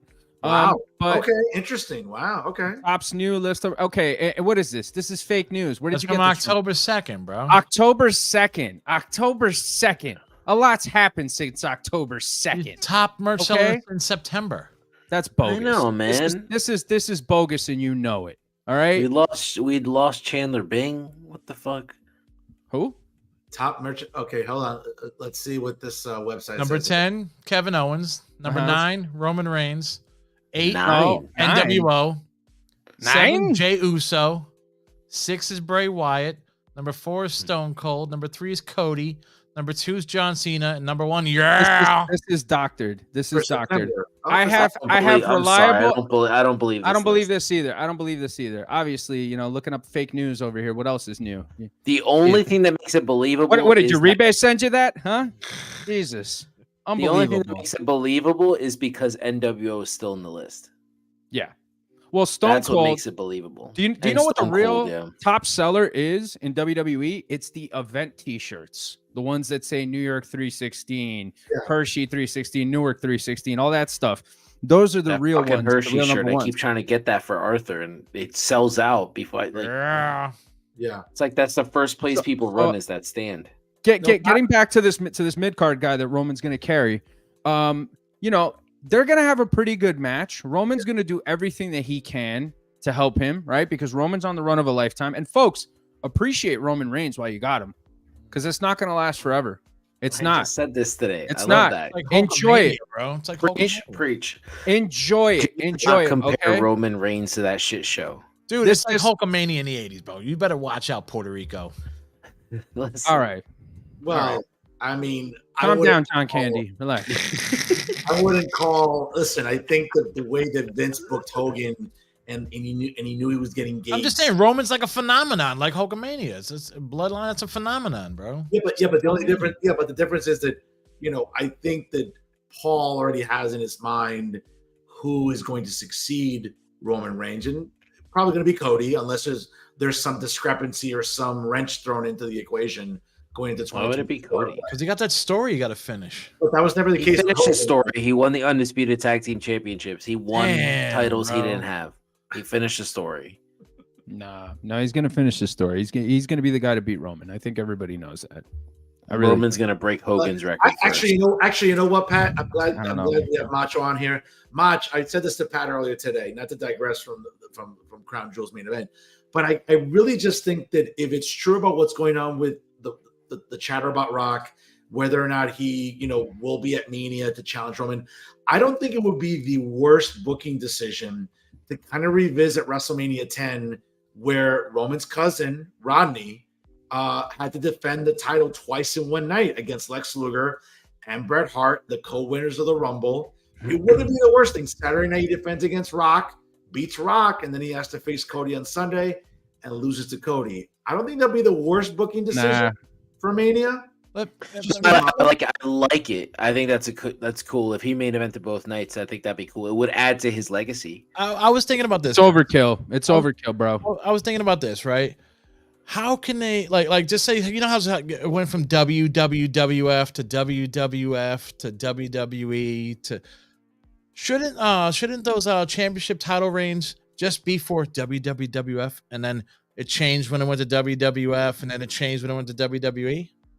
So they shouldn't count Bruno and Hogan's to Roman, because Roman's the WWE champion. Well, it's still the same company. I think it's the same. Yeah. It's a different name change, though. It's a different name change. Fair. I mean, okay. I mean, but it still makes sense because the World Heavyweight Championship isn't the same one that Triple H had. Yes. That's not the same one Flair had. Well, which one is that? I'm just saying the NWA. It's not the same one as the NWA. That was the World Heavyweight Championship. That was the championship right there. You know what? I would honestly say, who gives a fuck? I knew that was coming. I knew that was coming. Yeah. Who really gives a rat's ass? It's a fucking title. It's a fucking prop they go out there with. Yeah, I'm the champion. Woohoo! Fucking guy beat me for the title. Great. Hey, for some guys, having the Roman's breaking Hogan's record. For some guys, having the title. Hey, for some guys, having the title is a big deal. You know, when you're the champion, you have the belt. I mean, that's a big deal. You would have to hold it till next WrestleMania, bro, in 2025. Are you mocking Bret Hart? I'm not. I'm trying to do as good of a job as Patrick does, but I can't. Patrick's the king of impersonation. He's the biggest Bret Hart fan. What are you talking about? Mocking Bret Hart? I couldn't fucking hear it because the crying and shit. My bad. But look, man, getting back to Roman Reigns, I don't think he's gonna break Hogan's record. I think Roman's sticking around till 25. That's it. 25 is as long as he's gonna stick around. People forget this guy has leukemia. Yeah. Fucking leukemia is in remission. You know what I'm saying? What he's done is nothing short of remarkable. You know what I'm saying? It really is. This is a legendary fucking run, and I feel that Cody needs to be the guy to beat him and to take it forward. Now, maybe some things could change. Maybe, you know what? Maybe somebody else does really get themselves over from the mid card to the main event. Like Jey Uso. You know what I'm saying? Like Gunther. Maybe we see that. Or so Pat, no chance that possibly again we will revisit WrestleMania 10 where the champion will have to defend twice. Where again, I think it's overkill. Roman Reigns on one night is enough. You need another match to main event night one that's just as big. But if the rumor about Rock, Rhea versus Becky. But if the rumor about Rock, Punk versus Rollins. Yes. Okay, but if the rumor about The Rock returning and challenging Reigns, you can't make this a triple threat. Becky's a bigger star than her husband. You better stop it. She is. That Macho's right on this. She's a bigger star than her husband. Yeah, that is the truth. So Patrick, so you're saying like you don't think there's a chance that because again of Rock's possible involvement and the gate that could create and the hype that could create that we're not going to revisit WrestleMania 10? I just think Rock's going to be there. I think it's unnecessary. No, Hollywood opens up. Rock's not there. I don't think Rock's going to be there, dude. I don't think so, man. I think when Hollywood opens up, everything that they were doing, it's going to be like right away. Cena's even said it. As soon as Hollywood's there, he's gone. So, I mean, think about all the projects The Rock was supposed to be a part of. And he's got a production company he's got to worry about too. He's got to film the new season of Ballers. He's got. Is that series still on? Yeah, I don't know. I love that series. I hope it is. No, I'm pretty sure that ended on HBO a while back. That's it's in syndication, but I don't think it's still an ongoing. What about Jumanji 17? We need to see that. I mean, whatever The Rock's got going on right now, Jungle Cruise 2, we don't know, but we know that he's going to be pushed. 2019. Yeah. Okay. So we know that that's going to happen. So I don't think The Rock's going to be there. I think it's going to be Cody versus Roman, and I think the one rumor that the dirt sheets has told us, not the dirty sheets, don't want to get blamed for saying that about Body, but the one rumor that the dirt sheets is true, that is talking about that I think is going to come out to be true. Roman's going to beat his ass clean in the middle of the ring with no outside interference. Again? He didn't beat him clean. No, he didn't beat him clean. No. But I'm saying he's going to beat him for the second time in a row? Yes. Nah. Roman Reigns lost to Brock Lesnar at WrestleMania twice before he finally beat him for the world title at SummerSlam. Yeah, but in fairness, he went through a lot of character changes, dude, in that subsequent time. Let's be honest. Who did? Roman. He was just the big dog. Roman went through a lot of changes, dude, until he finally got to the point where he's at now. You know what I'm saying? He went through a lot, and even when he beat Brock, it was kind of a flat response. Okay, it was kind of a flat fucking response at SummerSlam. When did he beat him at Mania? Right? No, he beat him at SummerSlam for the Universal title in 2018, I think. Okay. Yeah. That's because the ending of that match was weird. It was flat because I think Strowman was the Money in the Bank winner. He was at ringside, and that was a short match. It wasn't a very long match, and I remember. It was kind of a dead reaction to Pat's point about when he beat he beat Lesnar for the Universal title in the summer of 2018, and then subsequently he had to relinquish it due to his illness again. It was kind of flat. I agree with Patrick on that one. I think it was kind of flat. I didn't disagree. Yeah, I think that to Patrick's point, like, losing twice. I'm sorry, to your point, Mach. Losing twice to Roman wouldn't be the worst thing. Again, Cody. Bro, people would commit suicide, bro, if that happens. What's that? People would commit suicide if that happens. Wrestling's not that serious. Bro, there are marks out there that are serious. Everybody lost their minds in April, and what happened? A month later, that subsided. Yeah, but I think this is different. This is different than Roman losing twice to Brock. Roman has never been as over as a face as Cody is now. The only time he was really over as a face was before the Punk interview. Before Punk said, "Oh, you got to make him look strong," and then all the fucking marks turned on him. You know what I'm saying? Yeah. Because the 2014 Rumble. Yeah. Dude. I mean, bro, the response was fucking huge. They should. That's why I believe that the Rumble shouldn't be determined until they get to the arena. Let the crowd dictate who's going to win. They could have called an audible there, and then they could have done a match between him and Batista or whatever, and that would have been fine. That would have been perfectly fucking fine, and it would have kept Roman strong, and it would have kept Roman a babyface. However, it worked out the way it did. Here we are now. But I just think that Cody's got to be the guy to fucking do it, man. Man, you have become a massive Cody Rhodes fan. Well, I see his value. No, I get that. I get that. And I understand what he's about. Who do you think should do it, Macho? Who do you think should dethrone the king? Nobody. Wow. I'd like to see Roman Reigns keep it until 2028 and break Bruno's record, but that's me. I'd like to see Roman relinquish the title and walk away. To be the only person to ever do that. It's kind of anticlimactic for such a fucking long run. You know what I'm saying? Like, that's fair. What do you mean? He just kind of says, like, nobody can beat me. What are you going to have him pull an AJ Lee? Where he just challenges somebody, they come out and they beat him on Raw? But this is a different thing, man. I mean, this has carried the business for years now, this angle. Mm-hmm. And you want a great payoff for it, man. Because look, this gets compared to the NWO. And what was the fucking payoff for the NWO? It fucking sucked.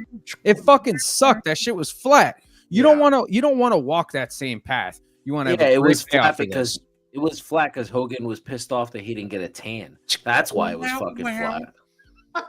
Well, guys, not to digress, but this Saturday a good PLE on Peacock at 1:00. We're gonna find out a lot of things. Listen, the road to WrestleMania begins shortly. It could begin this Saturday, coming up from Riyadh, Saudi Arabia. Before we get to our main topic, guys, real quick, I did see something. And I want to get your take on it because you guys are workers.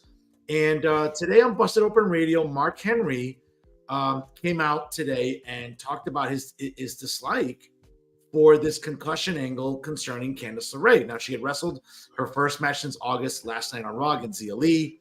As you saw, it only lasted 2 minutes, coming to a close because of referee decision when LeRae began acting concussed. The moment apparently was reported a planned angle, but it did rub some people the wrong way, including Hall of Famer Mark Henry. He said on today's broadcast. Hall of Famer? What's that? He's a Hall of Famer? Yeah. Yeah.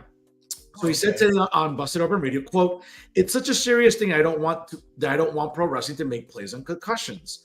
The former WWE star stated that he is close friends with concussion awareness advocate and former wrestler Chris Nowinski, who has helped many athletes and fans learn about the repercussions of head injuries due to him suffering multiple ones during his short career in WWF/WWE. Additionally, Henry revealed that he plans to donate his brain to science to be studied after he dies, and he takes this matter seriously. We need to have people to really acknowledge it and know, okay, this is not wrestling. So if you make plays on it, it's distracting, it's confusing, it's also disrespectful. I feel if somebody might actually have a concussion and they won't be diagnosed, like, you know what I'm saying?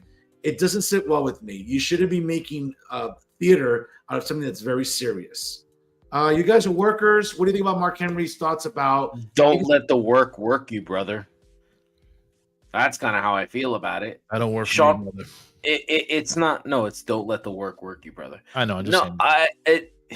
It's normal. Listen, not everybody that gets knocked out in a boxing match has a concussion. Who said it was a concussion? Did they say that? I watched the whole show. I reviewed it. We reviewed it together. Well, acting concussed. Well, how do you act when you get knocked out? I mean, that's what happened. She acted that way. That's what Zaya does. She did it to Mercedes on NXT. It's a part of her angle. It makes her look ruthless. That's what it is. I don't know. I mean, I'm not gonna sit here and disagree with Mark Henry. He's a pro's pro, phenomenal talent. You don't want to But be I in that think this hall is of one of pain. those. Nah, I don't care. I'll slap his titty. I don't know. I guess I just kind of. I feel like it's one of those things where. I don't know. I feel like Busted Open is like they do that shit to work people. Yeah. I don't think that show's legit at all. And it's just a way to stir up controversy. Unless we find out Monday night that they're gonna pull the Shawn Michaels angle, like with Owen Hart, the insecurity thing. But not much to be clear. I think Henry's disenchantment with the presentation is that he just doesn't like the usage of any concussion appearance on television to begin with. And again, maybe it's because of his friendship with Chris Nowinski. We all know about the sort of the expose we've seen in recent years about head injuries. We've seen about tragic suicides in the NFL, with former football players, with other athletes. I think at the core of what Henry's trying to say, again, I'm just hypothesizing here, he just doesn't like anything referring to concussions on the air because maybe it doesn't sit well with him based on what we've learned about concussions. That's my Art is uncomfortable and it's controversial, and controversy creates cash. Yeah. Patrick. I think that first of all, I respect Sexual Chocolate immensely. And I think he's an amazing talent, obviously a Hall of Famer. He's entitled to his opinion, and I respect it. But pro wrestling, bro, nothing's been off limits before. You know what I'm saying? You had people who were alcoholics. They made fun of it. You know what I'm saying? They turned it into an angle. You know, you had necrophilia. You know, necrophilia. You know what I'm saying? I mean, baby was a hand. How many? Yeah, how many times? Which, by the way, it grew up to be a really big, strong hand. But you know, you know, nothing is off limits in the business, man. And we've seen this a million times over. Obviously, you know, this is a serious thing. You got to respect it. You got to respect the legitimacy of it. The one time I thought that they crossed the line was obviously when somebody lost their smile. I thought that that's not something to make fun of, or you know, it's something serious, losing your smile. But his mommy told him he lost his smile. Well, Pat, to be fair too, I mean, Mark still have disenchantment about a live pro wrestling show continuing after the death of a wrestler in the ring on a live. Okay, but how fucking long ago is that, dude? Do you think how long ago is that? But they don't have a problem with fucking crime Robinson scene, coming out with a roll of pennies and being anti-Semitic on bro, TV. that was a They had crime. lots of problems with that, bro. Okay, look. At the end of the day, who gives a rat's ass? It's a fucking It story. was actually quarters. It wasn't pennies, so I don't understand what the analogy is. Oh, I thought it was pennies. You live in Jersey, you know what? It was quarters, brother. It was quarters. It was quarters, yeah. So I don't understand why that would be offensive. I don't know. That's no, whatever. I don't yeah. watch the fucking program. I just saw the headlines. But look, nothing is off limits in fucking wrestling. If Candace is okay with it, if everybody involved is okay with it, who gives a rat's ass? Last night, you know, in our review for Must Love Wrestling, which you can check out here on Famcast Media, we praised it. We put it over, and it was very reminiscent of Jersey All Pro Wrestling when Loki, aka Caval, you know, would come out and would wrestle guys and would knock them out cold, and the fight would be over, and everybody would be like, "What the fuck happened? Like, what's going on?" You could see that same expression from the crowd. And obviously, this is a really good way to build up Xia Li. Okay, this is a good way to potentially throw her into feuds because look, man, that emotion is going to create a good matchup. The emotion of the fact that, hey, Candice LeRae, you know, she's upset because she was concussed and she got knocked out. You know what? I'm gonna sneak up on this bitch and I'm gonna fucking kick her ass. You know what I'm saying? And that's what she had to fucking do. You know, that's what she's got to do if they want to fucking do this. So I have no problem with it, bro. It is what it is. It's a fucking work, bro. Who fucking cares? You know what I'm saying? That's what I'm saying. That's me. It's disingenuous of these wrestlers to go on their serious radio shows and just work up the fans. Like with that LaGreca guy on that show, that guy sucks, dude. the real talent of the LaGreca family. Huh? The real talent of the LaGreca family. No. The real talent of the LaGreca family works with the great Michael Kay. All right. Yeah. Bloviates about the Rangers and Mets all day. Yeah, that's what I need to hear. Well, I mean, look, man. You know, he had a great rant about the Mets. Okay, he had a great rant about the Mets, but this isn't that kind of show. Okay, but look, man, there's nothing off limits there. That program, they work people up into a frenzy. They're very AEW centric, as we know. They're gonna say what they're gonna say. No, fair enough. They are? No, without a doubt. They're very AEW centric, dude. Yeah, Very. not so much bully, but I think LaGreca, certainly Mark Henry being an employee. I think to some extent. Oh, that's right. Tommy Dreamer, even though he's a TNA guy, and Bully Ray's a TNA guy as well. That guy's still around? Who's this?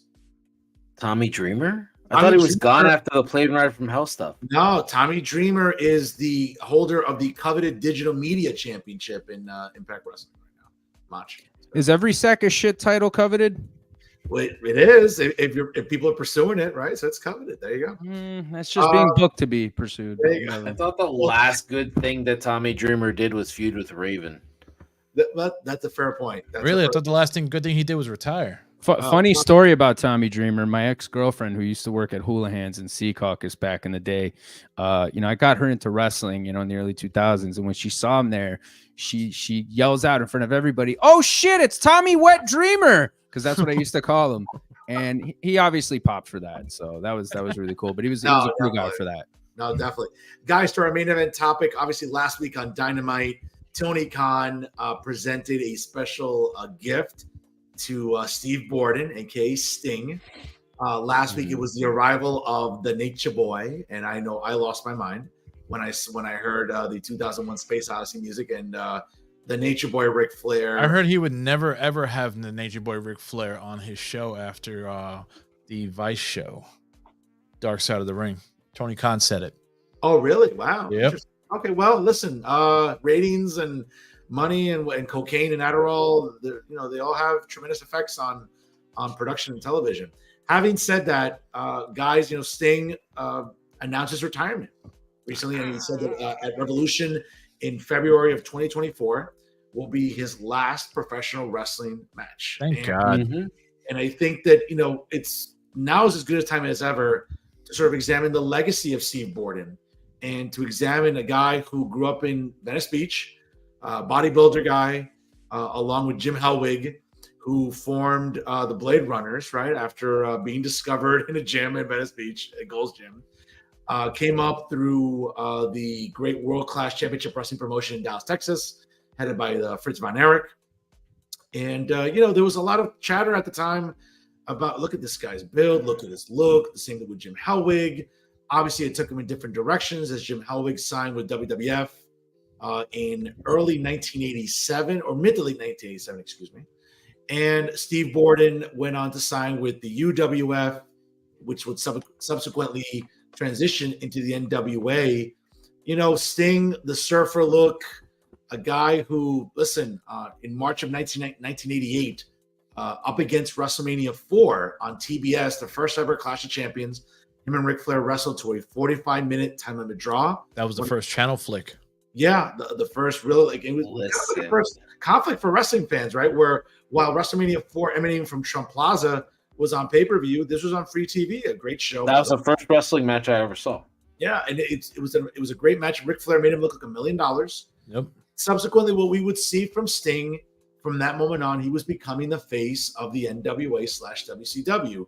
Obviously, in 1990, after a long feud with the Nature Boy, Baltimore, Maryland. Yes, at the Great American Bash, New Revolution in 1990, he would unseat Ric Flair for his first WCW World Title. During that summer, obviously, he would face challengers like Sid Vicious. It was NWA. The Black Scorpion. And listen, we can talk about sort of the late 80s, early 90s. It was the Black Scorpion. The Black Scorpion ended up being Ric Flair at Starrcade. The mask. So whack. Going into the early 90s when Ric Flair had Just because he's not that fucking guy, Nigel. When Ric Flair left for greener pastures in the WWF, obviously the focus was on let's build around Sting. Obviously him along with Rick Rude, along with Paul Heyman, the Dangerous Alliance, Steve Austin, Dustin Rhodes, Ricky Steamboat, Nikita Koloff. Listen, Sting stood out. And subsequently, again, with Ric Flair returning, he was still headlining pay-per-views.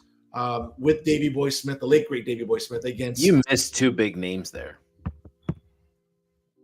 Oh well, obviously Cactus Jack. He would fight Cactus Jack. He would fight Jake Roberts, obviously also in 1992. Luger and Vader were big, integral to Sting's career. Well, sure, and of course, going into '93, obviously, famous Bash at the Beach Blast, excuse me, him and Davey Boy against Sid and Vader. Subsequently, once Hogan entered WCW in '94, it seemed like maybe Sting was still kind of maybe put to the back burner a little bit, even though he was voted the most popular wrestler of the year in PWA magazine. Again, guys, this is all by recollection. I'm not even looking at any notes or anything.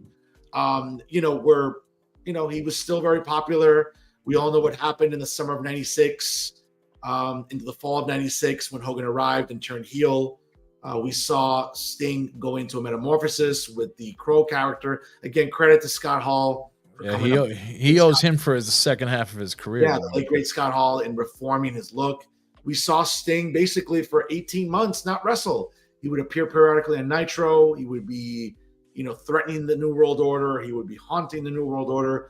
He would be harassing the New World Order until finally, in the fall of '97, WCW was starting to make that build of, will Sting finally challenge Hollywood Hogan for the title? We all know at the time Sting was going through some personal problems. Drunk. With substance abuse, going through a divorce. We all know the disaster that was starting in '97. And, listen, Philip Seymour Huffman, shut up. It was again a flat main event in 1997. Certainly going into 1998, the splinter of the New World Order, him joining the Wolf Pack, subsequently would go back to his original Crow gimmick. The Metallica song, obviously, I think was a great addition to his character. And when WCW went under in March 2001, the last televised match on Nitro was against Nature Boy Ric Flair, a guy who, let's be honest, he owes to his career too. Something that we would know that Sting would take a little bit of a hiatus. He would live off the contract residuals from the Time Warner deal that he had. Smart man. Surface in TNA Wrestling in 2006. He would challenge Jeff Jarrett for the end. Subsequently, he would go through different transformations. The Main Event Mafia, joining with Kevin Nash, with Kurt Angle, with Samoa Joe, with Booker T, with Scott Steiner. He'd become Joker Sting. He would have a few multiple runs with the TNA World Title. Subsequently, during that time, a lot of rumors. Would he leave TNA for greener pastures? 2011, we all know the rumors. Hey, could we finally have Sting and The Undertaker in Atlanta in 2011? That did not materialize. Your boy fucked that up. Subsequently, at Survivor Series in 2014, he appeared in a WWE arena for the first time, helping Dolph Ziggler overcome the Authority. A short run there, obviously. Headlining into WrestleMania 31 in that Bandbox Old Navy field, whatever that is. And you mean the field where the Cowboys got bitch slapped? Is that what you're talking about? Yeah, they shot their load since then, obviously. Yeah. We'll see who's where at the end of the season, pal. We'll see. Yeah, I mean the game time temperature has to be right. The team meal has to be a certain temperature. Everything has to be no better than Dak on his worst day. That's fine. Yeah, he's pretty good. No, yeah. Well, we can ask Stephen A. and Shannon Sharp that, but obviously challenging Triple H at WrestleMania 31 in Santa Clara at Levi Stadium was one of the marquee matches in Sting's short WWE career. Certainly losing, not clean to Triple H, but rehashing the nostalgia of the New World Order, DX. He would go on to challenge Seth Rollins later in the year for the WWE World Heavyweight title. Buckle bomb. Subsequently, in the match with Seth Rollins, he would take a buckle bomb that would prohibit him from being cleared medically to continue in WWE. And subsequently, he would be off TV for a while. He signed with AEW Wrestling and premiered, obviously, we all know the iconic call by Tony Schiavone at Winter is Coming. Yay! And since then, he's been involved in some high-risk situations.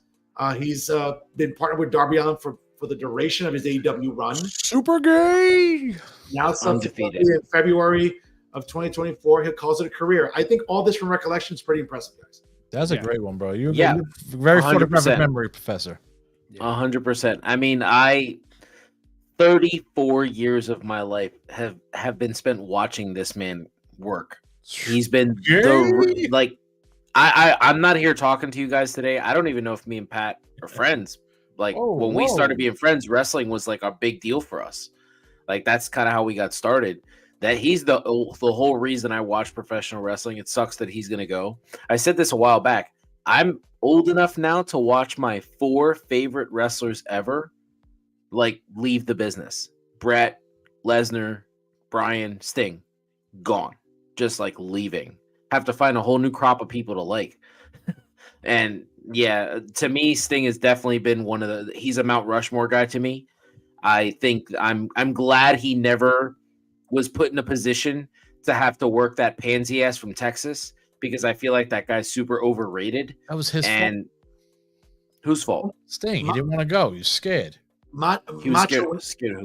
Macho, when you say, I'm sorry, I'll let you finish. I'm sorry, I don't want to interrupt. But when you say Mount Rushmore, I always get that term convoluted in my mind, because when I think of that, I think of different Mount Rushmores. We talk about workers, we talk about promos, we talking about gimmicks, we talking about gates. I mean, what type of Mount Rushmore are we talking about here?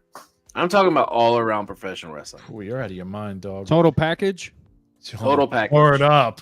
All around professional wrestling. I think that his character, his whole run, 35 years in the business, is as important as Flair, Austin, and whoever Cena, if you want to throw him in there. But Smoking over there in Pennsylvania. But Cena will be pulled off the list when Roman's retired. The only guy that makes an argument that in my opinion, that makes an argument, if I'm just shooting here instead of working everybody, the only guy who pushes Sting like in and out of the Mount Rushmore is Taker. That's it. Like, I think in terms of what he meant to professional wrestling and what he was able to do. They both have longevity. They both have longevity. Yeah, exactly. That's the point. He's still going. And he's also pulled the Michael Jordan effect, where the reason that he's able, this is why I don't understand though, like the whole thing. The reason he's able to go as long as he's able to go now is because he's taken 2 big breaks. When he left WCW, there was a couple of years he took a gap, right? That's like Jordan's first force run. I think it was about 4 years, I think. Exactly. And then his second run, after the Seth injury, he took a couple years off too. So his body hasn't really been beat down like everybody else. I think, I think he's that important to professional wrestling. I love the fact that he does not care who he puts over. They'll tell him like, hey, you're going to go out there and lose to Vampiro. All right, I'll do it. They'll tell him like, hey, your last match is going to be at Full Gear and you're going to job to Darby Allin. Okay, I'll do it. He got mad at Jeff Hardy, bro, because he was sloshed. That was different. That guy could have hurt somebody. That was completely different. That guy should have never been allowed to go out there. And by the way, Joker Sting, pretty entertaining for a guy that, let's be fair though, too short. It was too short a run though. For a guy that never was given, I think, a lot of character work to begin with. I mean, let's listen. Mm-hmm. Sting was never the best promo, I would argue, but when he never got the opportunity. You're out of your mind, dude. When he cut certain promos, I think he was great at it. I think Joker Sting was very brief. I think during the time it was on TV. Again, remember, guys, we have to remember that when he was in TNA, it was also during that time period that TNA was still experiencing some of its best ratings, considering it was the second company in North America. When they were getting like 1.5 million, almost 2 million viewers, mind you, they were on a more accessible channel. Thank you, Eric Bischoff. 2006 to 2009-ish, 10-ish, around that time, they were doing good numbers. The Main Event Mafia, everything else. Again, for TNA. Having said that, I think to Macho's point, the Joker Sting angle, I think, was entertaining. It was weird. It was kind of like fucked up funny at times, if I'm making sense. No, it was great. He just took a playbook out of Scott Hall thing. When the Crow was big, he was the Crow. When Batman came out and Heath Ledger was Joker, he became the Joker. Yeah, that's another thing I wanted to say. He has no he doesn't take any credit for himself. Everything he awards, all of his accolades, he gives them to other people. He always credits Scott Hall. He always There's credits no cash Dusty in that. Rhodes. There's no cash in giving accolades. What do you mean? Pay the man for giving you the gimmick. There's no cash in accolades. Yeah, but it still matters because we're talking about it now. Uribe just said it. Like, credit Scott Hall for coming up with the Crow gimmick. That's the whole point of why Sting does it. And also, too, guys, just to rewind just a little bit more, I think also Sting was put in a really bad spot in 1990 because if you remember, all they did basically was kind of copy the Mega Powers exploding. It was like Sting and Ric Flair joined forces the year before. It was a whole calendar year of them being partners, and eventually Flair turned on I them. never even fucking thought about that. Holy shit. Yeah, it was basically just a replication of it. Having said that, when he won the title, if you remember going into that summer fall against Sid Vicious at Halloween Havoc 1990 against the Black Scorpion, then he lost to Flair in 91. There were some moments where like it was almost like Jim Crockett said, well, okay, Sting's our franchise, we're going to put the belt on him, but it was a little underwhelming. And that bothered me because I love Sting. And I was like, damn, it was just easy to put it back on Flair because he was such a good heel champion. And yes, when Flair left, and Luger left, and at Super Brawl in 1992, let's put the title back on Sting. Let's have Sting carry the company again for another year. And what ended up happening was still very underwhelming. That's why they put the belt on Vader, if you remember. And it was just, I just think that, and even in 97, I mean, irrespective of the personal problems he was experiencing, I think that Bischoff has detailed and documented to death on 83 Weeks on his 83 Weeks podcast. Working with Hogan and how political Hogan was and what he wanted as a finish and what ended up happening and how Nick Patrick fucked up the ending because it was really supposed to be a fast count and it wasn't. Bret Hart had to stay in character, finish that match as the referee. I just think, again, he won the title. It was very underwhelming in what happened. Just a month or two later, they had to put it back on Hogan. So I think there were a lot of moments where you put the belt on Sting, you want him to be the torchbearer, and it just didn't pan out that way. He's like the Jeff Hardy of his day. I don't think Sting ever needed the title. I think it mattered when he was feuding with guys like Rick Rude or Vader or Ric Flair. But the older he got, he didn't need the title. The title belonged on people like Diamond Dallas Page, Booker T, Scott Steiner. The title belonged on guys like that for that era. Unfortunately, Vince Russo's an idiot, but bro, what? Bro, I can't take you seriously anymore. You like the police, but you don't even, I don't even know what to say here, bro. Sorry, go on. Yeah. That's Russo talk, bro. Yeah, I get that. I think Sting was one of those guys that once he became the Crow, he didn't really need the title. It was one of those things where it was like, all right, take it off of Hogan. That's a good way to do that. But the company was right after that. I mean, 98 was when everything kind of fell apart. Let me ask you something, though. Let me ask you something. Macho, I'm sorry. I think it was like 99-ish because in 98, like, they were still doing good business. Again, the rise of Goldberg. Business-wise, they were doing great. That was their most successful year in WCW, but the storyline started going batshit crazy in 98.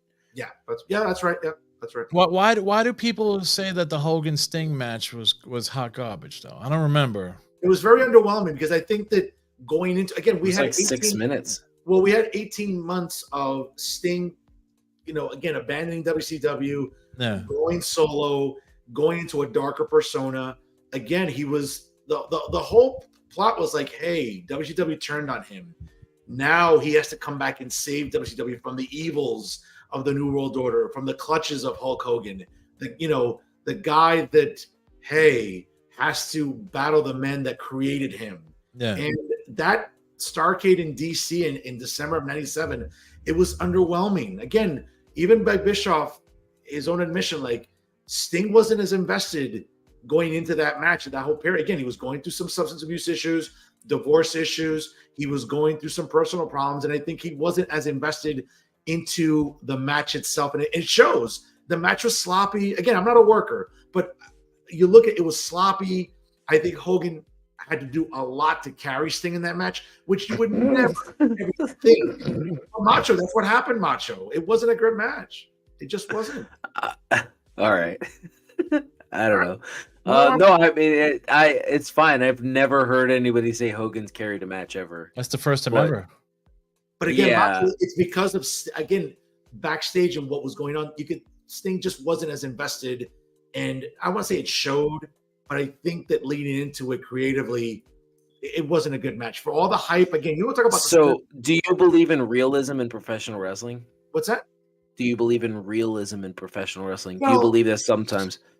If I told you that I was going to be in the rafters for 18 months, would you expect me to have a tan? No. If I told you that I was going to be in the rafters for 18 months, do you expect me to be ripped? No. I understand where you're going with that. I just think, Okay.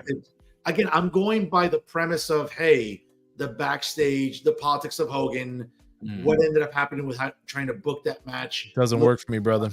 What's that? Even so, Sting is still Quoting Hogan, undefeated quoting against Hogan. Hulk Hogan. He's literally never lost to Hulk Hogan. Yes. The only guy in Hulk Hogan's career that Hogan has never. Better watch beaten. out, man. He might come out of retirement and be the last guy to fight Sting. And Pipe, that's right. Patrick, I think you're dying to get in here. You or look maybe like Pat's- Hogan's mini me. I think Well, Pat's dying to get in. Works for me, Macho, brother. I think Pat's dying to get in, or maybe he doesn't give a fuck. I can't really. You know what? I'm waiting for that. I don't give a fuck. Yeah. Yeah, No, here we go. I'm gonna Dave Meltzer it. I'm gonna hold the mic right now. Oh, Jesus Christ. I'll be honest. I've been sitting here quietly because I just realized that we were talking about Steve Borden and not about Gordon Matthew Thomas Sumner, CBE, aka Sting of the Police. I thought this was a music introspective, and I had a moment of euphoria. But look, man, I'm gonna shoot here, and I'm gonna be honest. Sting is really, really, really influential to the business. Okay, Sting created a great template of what a top baby face could be and should be. You know, Hogan was his own thing. Hogan was his own separate special thing. Sting was something different. And Sting is iconic. Sting is iconic. He really, really is. You know, you look at the lineage of people that come after Sting, all the top baby faces after him. You wouldn't really have a lot of these guys if it wasn't for Sting. Christian, Jeff Hardy. You know, I'm sorry, I can't hear the nonsense. But Christian and Jeff Hardy, bro, both influenced by Sting. oh, okay, if you say so. But you wouldn't have the greatest of all time, John Cena, if it wasn't for Sting. You know, there's a lot of similarities between those guys. You know, you look at John Cena early on when he was the prototype, you know, kind of a carbon copy of Sting look wise, you know, blonde hair and everything. Sting is a guy who went about his business in a really, really good way. I also believe he snitched on Lex Luger, if I'm not mistaken. There was that incident where he ratted out Luger. Bastard. To his old lady. Yes. Especially with his affair with Elizabeth. Yeah, that's how it pretty much came to surface. Yeah. Bastard. Elizabeth. But you know, I mean, look, I'm not gonna sit here and I'm not gonna argue all these mark points about he really was underwhelming with the title and all this other stuff. I'm gonna look at his whole body of work and what he means to the business. Sure. Okay. And a lot of guys that came after Sting that wore makeup on their face, that were muscular, that were top baby faces, all of those guys were directly influenced by Sting. And Sting is a guy that you know, years from now, people are going to be watching him and people are still going to be admiring him and people are still going to think that he's fucking cool, except Dave, because Dave's a shithead. I like Luger. Okay, we gathered that. Macho, let me ask you. I'm sorry, Pat. Macho, let me ask you this because I know you, of the four of us, you're probably the biggest WCW fan next to myself. The biggest Sting fan I know as well. The biggest Sting fan as well. Do you think it? I mean, I said this to Pat, you know, and obviously, again, because I have a Mark way of thinking. Certainly, there was money to be made when he came in 2014, and that contract was being, you know, finalized. We would come in and be a long program to feud with Triple H. I don't want to engage in Mark conspiracies. There was no way that Vince was going to let Sting win that feud. I think that there was a perception that Vince again wanted to sort of reinforce that he won the Monday Night Wars. I think that moment at WrestleMania 31 at Levi Stadium was great for nostalgia, to bring out the NWO, to bring out DX, to sort of like each other. I think it was a great moment to see all of them out there. again, I don't want to engage in more conspiracies, but it almost seemed like, okay, if I'm Sting, yes, I'm making money. I would not have come back to job to Triple H. But again, that's Mark thinking. You're right, though. I think Jim Kelly likes the fact that he got to play in 4 Super Bowls. So that's how I look at it. Sting's the one thing that was missing from his career was wrestling at WrestleMania. Okay. Like he got to work at WrestleMania, and he got to work like one of the biggest heels in the business ever as a mark, because I it's hard for me to look at guys like Sting and Bryan Should have came out at night time. as just an irrational person. But I definitely wanted Sting to win that match, but it wasn't because he was wrestling Triple H. It was just because I wanted him to win. Like I was just like, oh yeah, I just want him to win this match. Yeah, I wanted that win for him too. And then I think later on in the year, if you remember after WrestleMania, there was a bit of a hiatus. He took off the summer, and then when he returned shortly before Night of Champions in September, the statue. That was cool. And when he wrestled Rollins, I mean, part of me was like, well, it wouldn't be the worst thing if Sting beat Rollins and won the world title. But I said, Vince is never going to let that happen. I just was like, Vince is not going to book that. I mean, I get it. Why wouldn't he? Why wouldn't he? Why? Because you think so? I mean, Vince knows what's best for business. He's been doing it forever. No, I understand. No. I'm just saying that Rollins was super over as a heel champion. That sort of chicken shit champion, right? J&J Security. Yeah. I wouldn't say it was totally Rollins. I think it was the entire package of the Authority that was over. And Triple H was a fantastic mouthpiece and a heat magnet, as well as Stephanie too. Yeah. Yeah.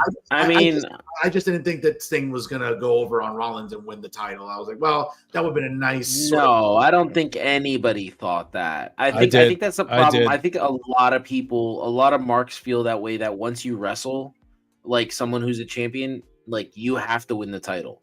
Like, no, like that's not how it works. Champions have to defend their title multiple times against multiple opponents. Like, I think that's just one of those things. But, for me, I loved his WWE run. I wish it was longer. I wish that injury didn't happen, because I really wanted to see something else. And we quite possibly could have got the Taker match, but we never did. Taker's a punk. So I think it would have been cool to see him work guys like that. I think one of my favorite moment is that statue moment, and also him in the ring with Randy Orton. I thought was really cool. Macho, I think it would have been better had it worked out contractually that he fought Taker in 2011. Again, Sting was a punk at that time. They both be younger. I think that Taker wasn't as beat up. Well, he was still beat up at that point, but he wouldn't have been as beat up had Sting's injury, let's say, not happen. Let's say going to 2016 or something, whatever, going into Dallas at Mania. It would have been nice if they had feuded earlier, where they both weren't as. I mean, mind you, Sting had a hiatus, and Taker was only wrestling once a year, basically going into Mania. I think that match would have been better in 2011 as opposed to 5 or 6 years later. Is that fair to say? Word. Yeah, I agree, but I feel like a bigger money match would have been Sting and Shawn. Shit out of your mind, dude. Yeah, I agree with that. I feel it because they were popular at the same exact time. They were the guys for their company at the same exact time. Was it going to be a battle of the smiles? Well, Sting doesn't smile. No, but it would have been like, that would have been the proper way to do it. That's the one thing that I wish would have happened. Is I just feel like, because they're actually great friends. They do these like go to the church together. They do these religious things. I think they're both affiliated with the same church affiliation. They're both. Yeah, I could be wrong. Well, DiBiase's in prison, isn't he? No, his son's gonna be. No, but Ted DiBiase okay. Here, I think they were kind of associated with the same church. I could be wrong though. Okay, I'm not surprised. I'm not surprised at all these guys. I mean, especially. Obviously Shawn Michaels was an amazing human being, and he found Jesus. I found him on Bergen Line, and you know what? He decided to turn his life around after he met the Nitro girl, Rebecca. But Sting, he was fucked up too. He was a snitch, and he had to get right, and the Jesus thing's a good shtick. It's a good shtick to run, because it makes people think you're kind of righteous, and especially DiBiase after all that shit he did to Virgil. It makes sense. Yeah. That is true. Yeah, I mean, the one thing that I will say before we like wrap up here, the one thing I will say about Sting that I really enjoyed is I enjoy going back and watching matches of his that I watched as a kid and I didn't watch as someone who's actually trained. And I gotta tell you, man, his matches with Vader are super impressive. Yeah. And another thing is Sting really knows how to work like foreign talent. His matches with Great Muta are insane. How few? Absolutely. 89. Yeah, I, Greatest. I swear. And another reason why I believe Sting is so talented, that he's so good, watching him do what he did with Swerve at All In this year, that is such a great thing to do at like 63 years old. I don't know. To me, he's a special talent, and Swerve ain't no I top agree. dollar, He's bro. super influential to professional wrestling. I think the only issue I've ever had with Sting is what he just recently said, that Darby Allin's his best tagged partner ever. Because I don't think anybody. He's working. Yeah, he's working. He's probably And if I could just say, he's probably if working I could for say my Evolution. favorite Sting matches ever are his Super Bowl match tagging with Luger against the Steiners. Yep. And his match on April 26, 1999 against Diamond Dallas Page. Those are my two favorite Sting matches ever. Wait, better than Muda for the TV title? Yeah, that Sting Diamond Dallas Page match is 27 minutes of fucking amazing. Pat, you remember watching that match? Sting loses the title later that night. Yeah, that was a great match. My favorite Sting matches are his match against Bret Hart at Halloween Havoc. I thought that was an excellent match.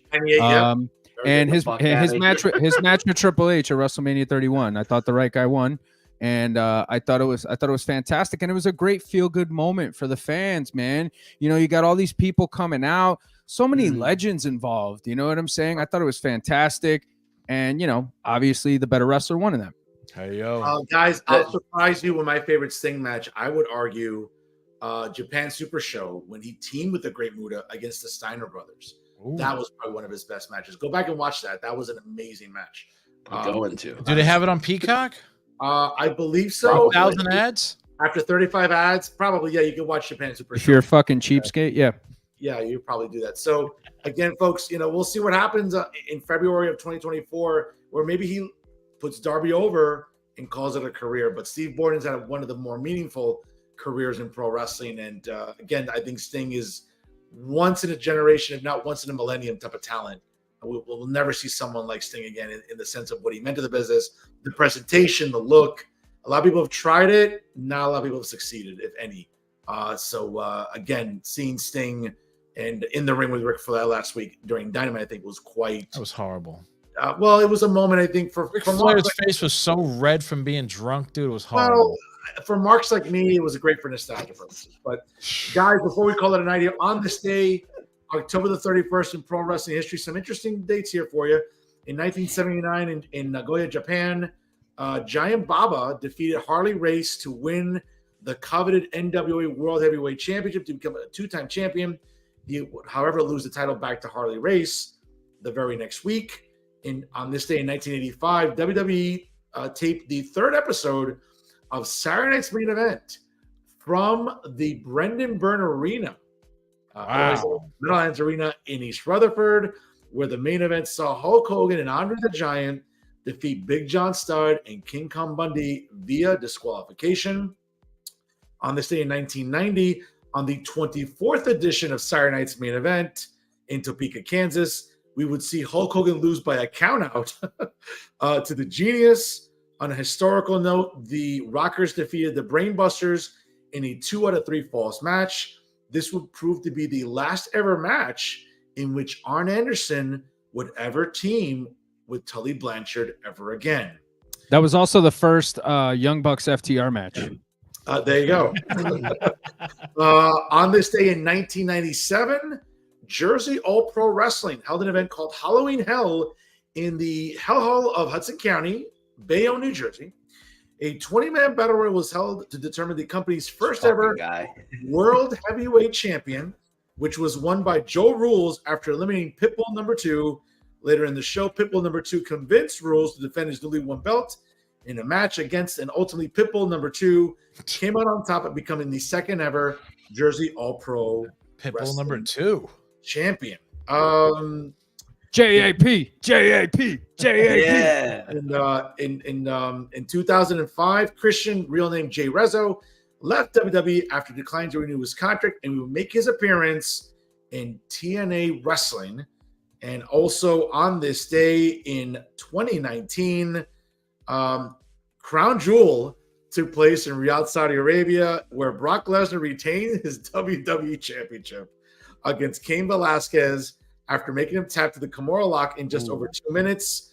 Elsewhere on the card, Tyson Fury would go on to beat Braun Strowman by countout, and the main event would see The Fiend, the late great Bray Wyatt, become the new Universal Champion after pinning Seth Rollins in a Falls Count Anywhere match.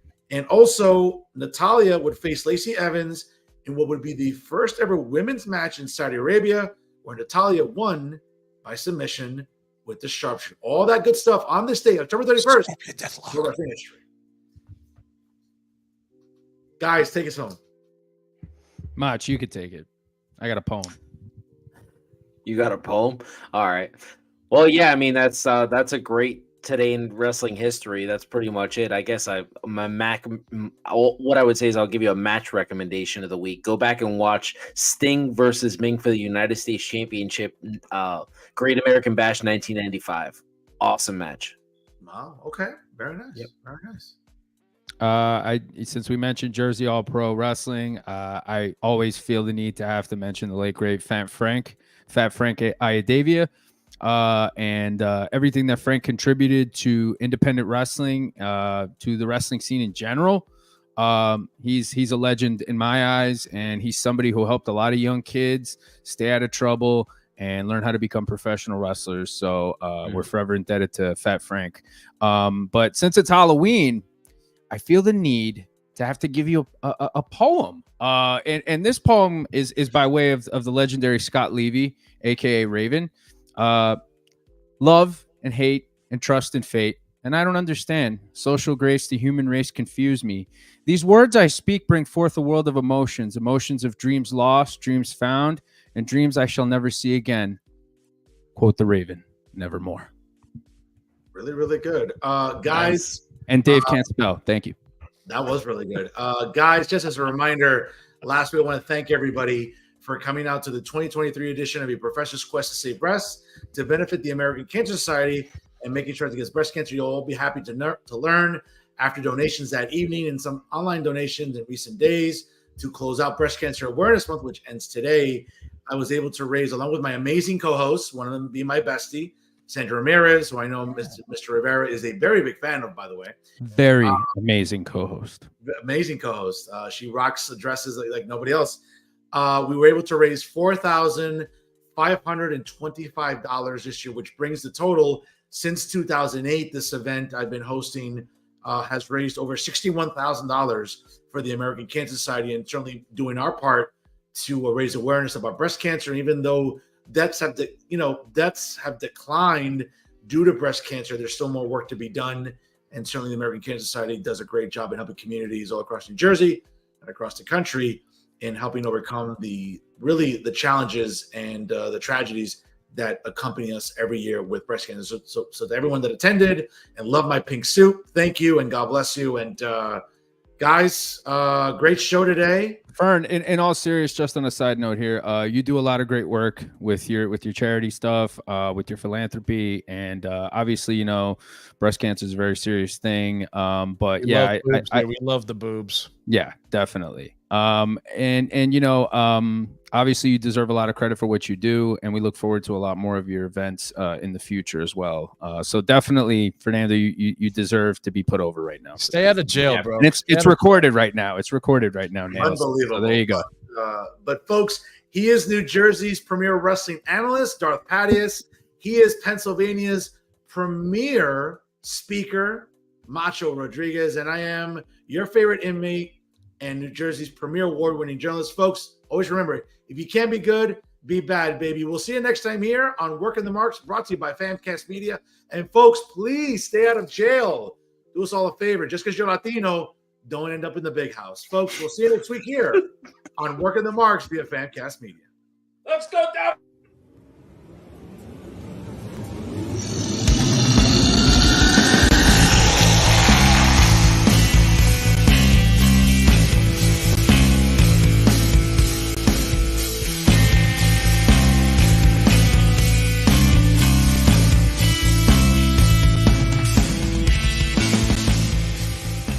Famcast Media.